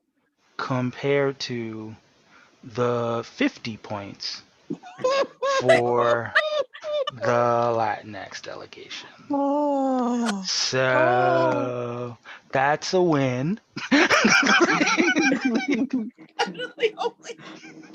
Week two was the multiracial delegation versus the Polynesian delegation. The multiracial delegation put up, wait for it, 17, Wait, this the one I 17 lost? points. 17 points. And the Polynesian delegation put up 18 points. But it has not been checked or verified by Sean. That is true. These are still. I want to point that out. But if they truly did win by 1 measly inch, it's all about the girth anyway. And it was the Native American delegation versus the Asian delegation. The Native American delegation and the Asian delegation put up 27 points. So they tied. No. I just paused in that point where I was going to say what the score was for the Native American delegation. I'm really sorry. I paused because they put up 0 points. Yeah. Oh. That was a cheat. Oh wait, we can't say that. And yeah, so that was 27-0 that the Asian delegation won that. The next matchup was the Latinx delegation versus the Jewish delegation. Woo! Latinx delegation put up 49 points. And the Jewish delegation put up 4 points. 4 points. Okay. Well done, Martine. Hey, you showed up, and that's all that matters. You know, like you were there, you were present and accounted for it. I was there to play. Yes. The black delegation took on the white delegation. The white delegation. The black delegation put up 13 points. White delegation. Can you call them the caucus delegation? Yeah, the the white caucus. Caucus. The black delegation put up 13 points, and the white delegation put up 14 points. Oh, close. Interesting. So close, but yet so far. So far away. Week 3 was the multiracial delegation against the Asian delegation. Oh. Massive showdown of powerhouses. Yeah. 57 points for the multiracial delegation. Wow. And 33 points for the Asian delegation. See, that's how you know multiracial team comes to mother freaking play. Yeah. I just had to let you know, Batman. You went to the wrong team, Batman. We could have studied on these hoes, Batman. And it was also the battle of the Native American delegation against the Polynesian delegation. And in that week, by the score of 3-1, the Native American delegation came out on top. Woo! Joaquin was probably really happy about This is I feel like he felt really dominant. there was also a battle between the Jewish delegation and the Black delegation. The Jewish delegation scored 28 points. Yes! Yes! Xena Warrior Princess crying. I like it. And we'll move on to the next matchup because the Black delegation put up 0 points. That's right. See that, Annie? When you come to play, they get scared. Scared. Exactly. The girls show up. Yep. The white delegation took on the Latinx delegation in week 3. 28 points by the white delegation. 51 points. Yes, Martin. For the Latinx delegation. Wow. Kick it down. Yep. You scared. Week 4 was last week, where the multiracial delegation took on the Jewish delegation. Hi, Annie. Hi, darling. In that week, the multiracial delegation put up 28 points, and the Jewish delegation put up 11 points. That's not bad. They're halfway there. I feel like Kia probably gave up some of her points for the Jewish teen, and I just want to say thank you, sweetheart. But you still won. It's okay. It's okay. I did. Honestly, I feel like it was a tie. Like I really feel like it was a tie. In girl math, which is maybe non-Euclidean, it's But right. you've lost Annie for a little bit. Uh-oh. Hello, I'm here. Yep, you're here. Oh, you're back? Okay. All right. Yeah, it's as soon as you invoked girl math, it was like the internet was like, no. Oh my God. It is really all run by men, isn't it? Zoom's like, no. So this matchup was a tough one. The Native American delegation versus the white delegation. And Please tell me. No, don't tell me. Oh, Don't tell me history repeated itself. 5 points for the Native American delegation. Oh. And 26 points for the white delegation. It was tough. It was a beatdown. Okay, wait, time out real quick. I don't know why this has triggered this, and maybe I'm about to go a little ham. Sorry, listeners. But in the boys, Liberty, aka Stormfront, or whatever her name was, she spoke about white genocide. Yeah, you've never heard of white genocide? No, I had to Google it. Oh, it's And hilarious. as I went down White the genocide. rabbit hole- Did you ever heard the white genocide song? No. There's a white genocide song. And I haven't been bumping this in my car? No, I'm just kidding. But I was like, that's a real thing. I'm like, oh my God. And I'm like, I if I can play this through the podcast, I will, because it's hilarious. But who knows if they've taken it off of YouTube by now? But I will check. Probably not. It's probably Trump's theme song. Well, I am now sacrificing my algorithm by looking up the white. Oops, you know what? I need to get off of this profile and Can make you sure. can you refresh your algorithm? Nope. No. Nope. Like, what if I like wake up and like tomorrow I'm like, I'm just gonna like write like YouTube and be like, I'm a brand new person. I prayed. Like, let's try this again. I guess you could delete your account, delete your data, delete cookies, start a VPN, go through a secure browser like Brave, and then see what happens. But who am I? Just someone who worked in tech. So oh my gosh, I'm really about to do all that.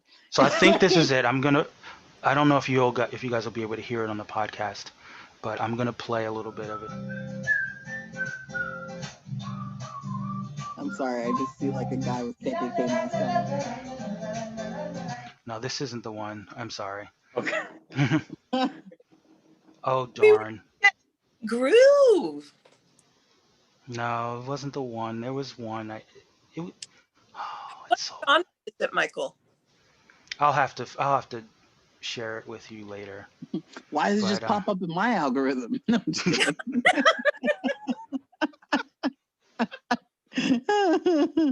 Oh no, your YouTube algorithm is now screwed. You're going to get nothing but like recommendations for Joe Rogan and, just Well, I'm already an MMA fan, so I already get all of the alt-right, a lot of alt-right stuff.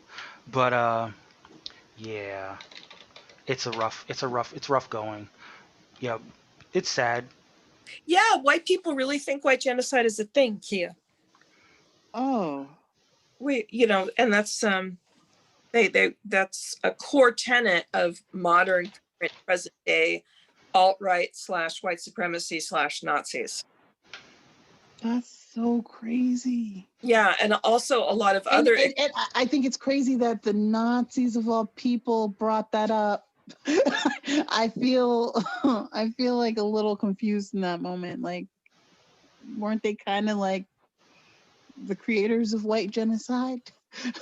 No, the Nazis perpetuated white genocide, but now we're talking about the flip side, where you have white people perceiving incorrectly that white culture and the white race is being threatened and is about to be exterminated because the country is being overrun by brown and black people. And don't forget the race mixing. Don't forget the race mixing. They're really big on the notion that race mixing is part of why the white genocide is happening. Can't be a race trader. And then there are some other fringe right-wing, ultra right-wing groups that have different perceptions of white supremacy who are also feel the same way. Wow. Yeah. You know what? I'm gonna volunteer to go live on the freaking moon. Absolutely. Like, I'm done. I quit.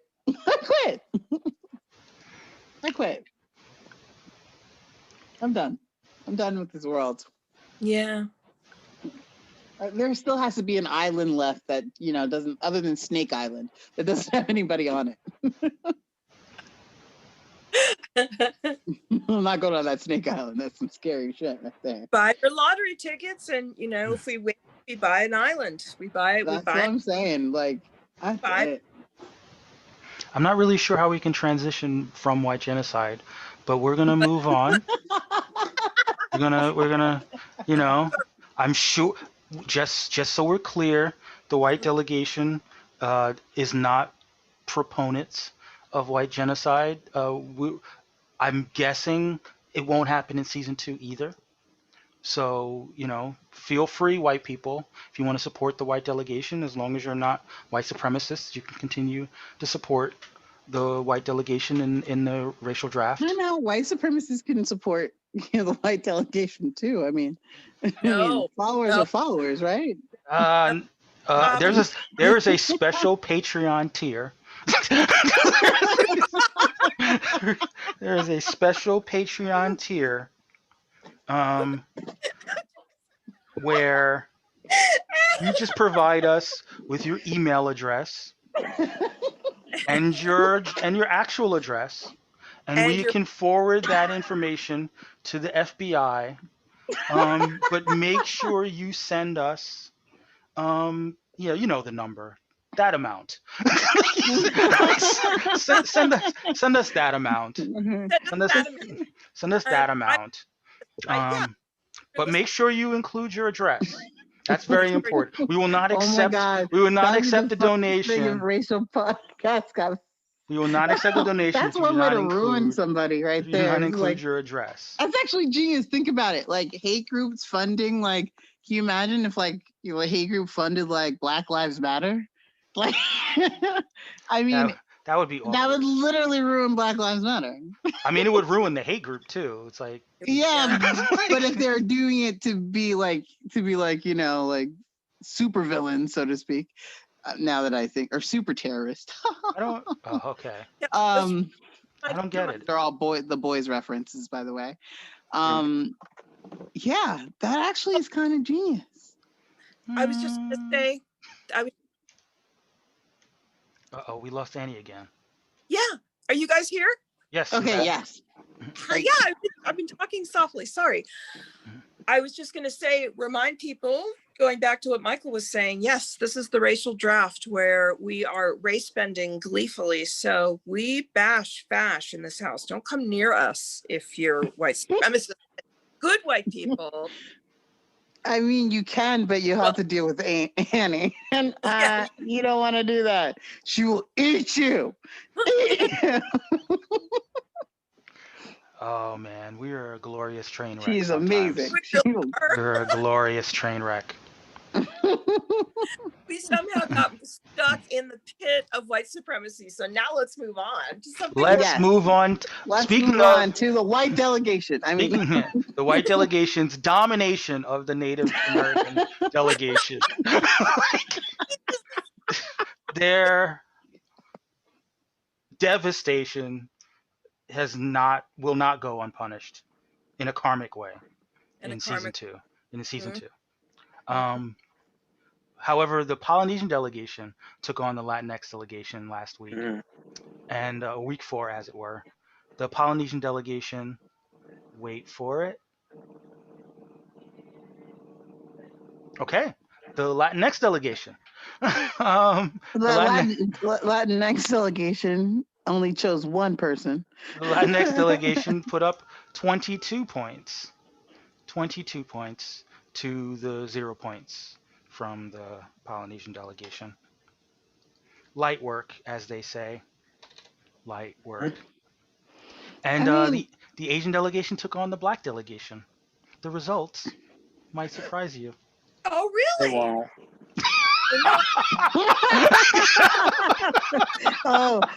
He's messing with you.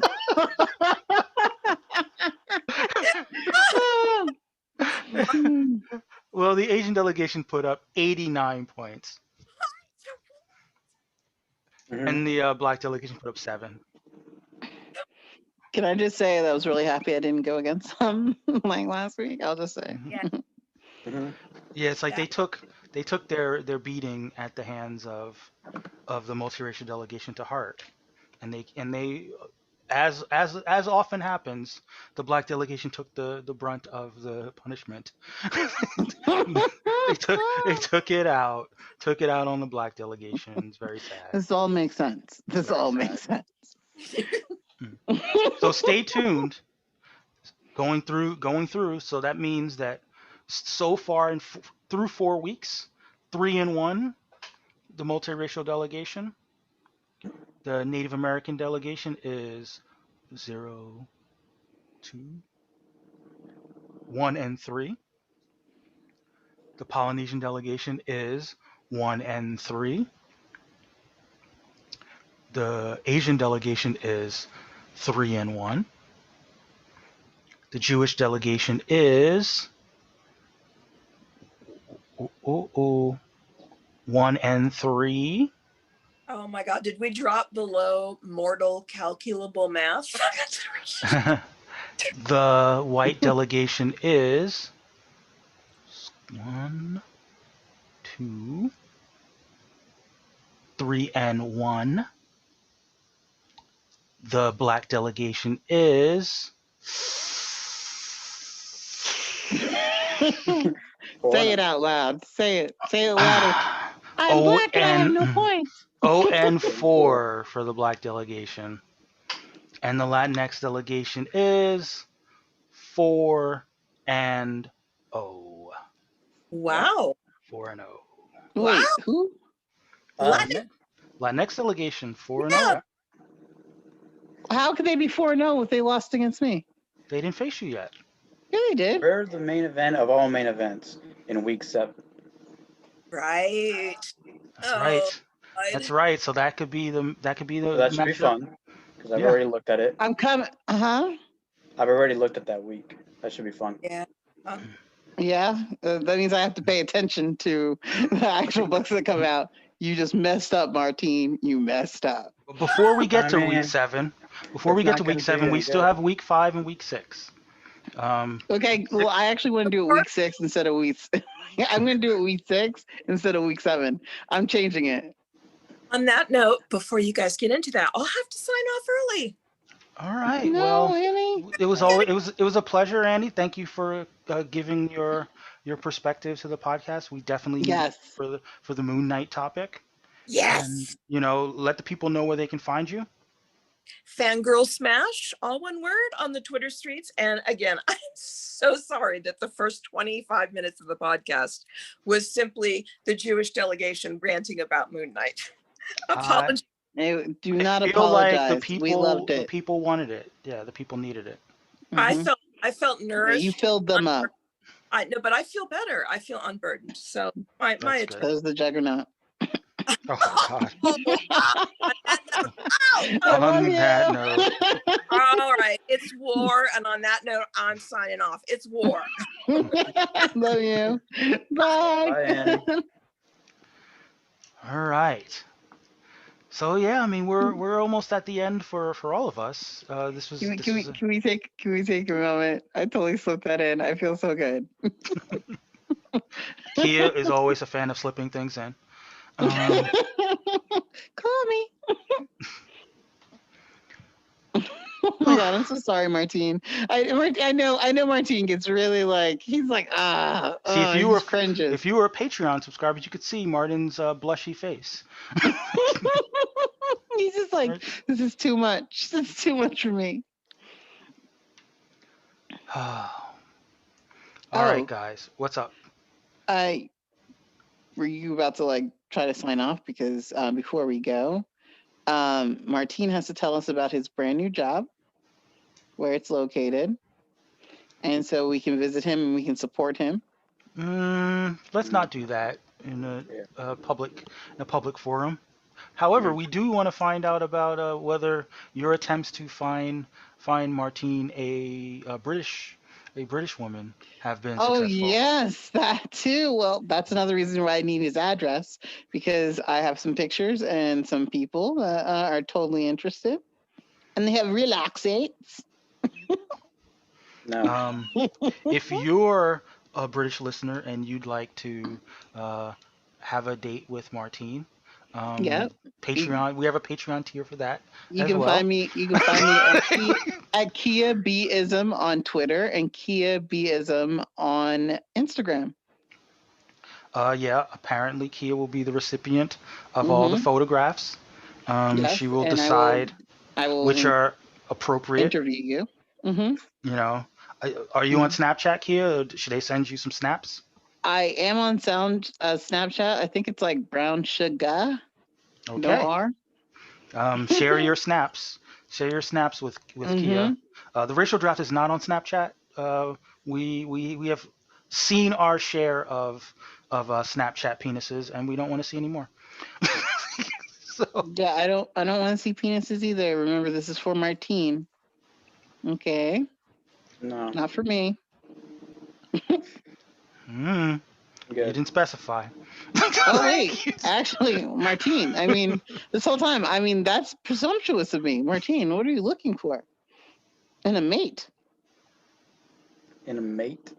Mm-hmm. not in the Australian sense. And I might. Okay, I'm gonna stop now. I'm What are you looking for, Martine? I'll leave We that are in the not. script. Yeah, You leave it up to me. when we're short on No. time. When we're short on time, we'll revisit the topic of finding a This might be match. his last Martine. podcast. We have to know now.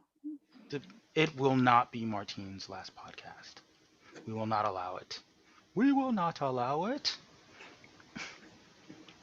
All right, Martine, I guys. got your back. All right, guys. Call me Kia, your sister. do you want to celebrate? Do you want to stunt on everybody one more time before we go? I'm just over here crip walking. That's it.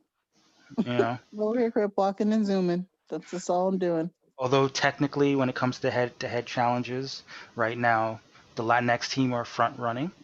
Mhm. It's really crip. Don't worry, we're gonna cross swords eventually.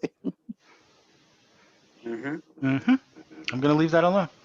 Oh, you really? I'm just gonna dangle that out there. Yeah, Nobody, we're gonna nothing, leave the dangling. nothing. We're gonna leave Like, the that was discussions of such a good one. I dangling thought swords. about that earlier in the podcast, and I finally got it out. And you guys are just gonna leave it? Leave Gonna it leave there? it. Gonna let you Gonna leave dangle. there? Leave it there? Tripoding? Come on. Gonna let you just like let it hang out, and we're not gonna touch it. You know, you're gonna be Kia CK. That's right. Kia CK. That's it. I'm changing all my name on Twitter. This makes better sense. All right. And Martine, what would you have to say before you go?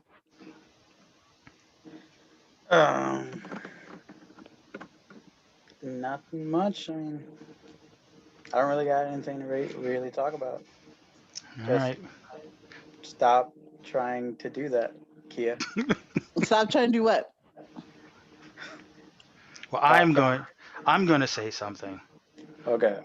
We're just a few days away Hmm. from a historic, momentous election day, and please turn up your podcast. It's very important what I'm about to say. It's really important that we exercise our civic duty. It's really important that we do what is our responsibility as Americans.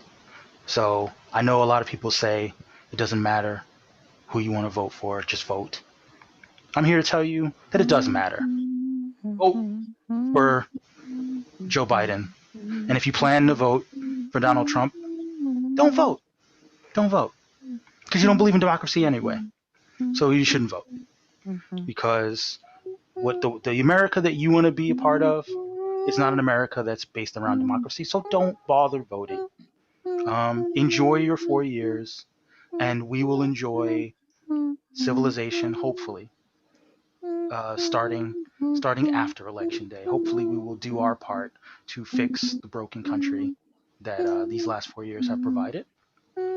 And everyone else, the people who believe in freedom, the people who believe in America and the beauty, the greatness that this country could be, versus the greatness that people who claim to want to make it again, the people who want to create greatness rather than pretend that greatness occurs, do your part.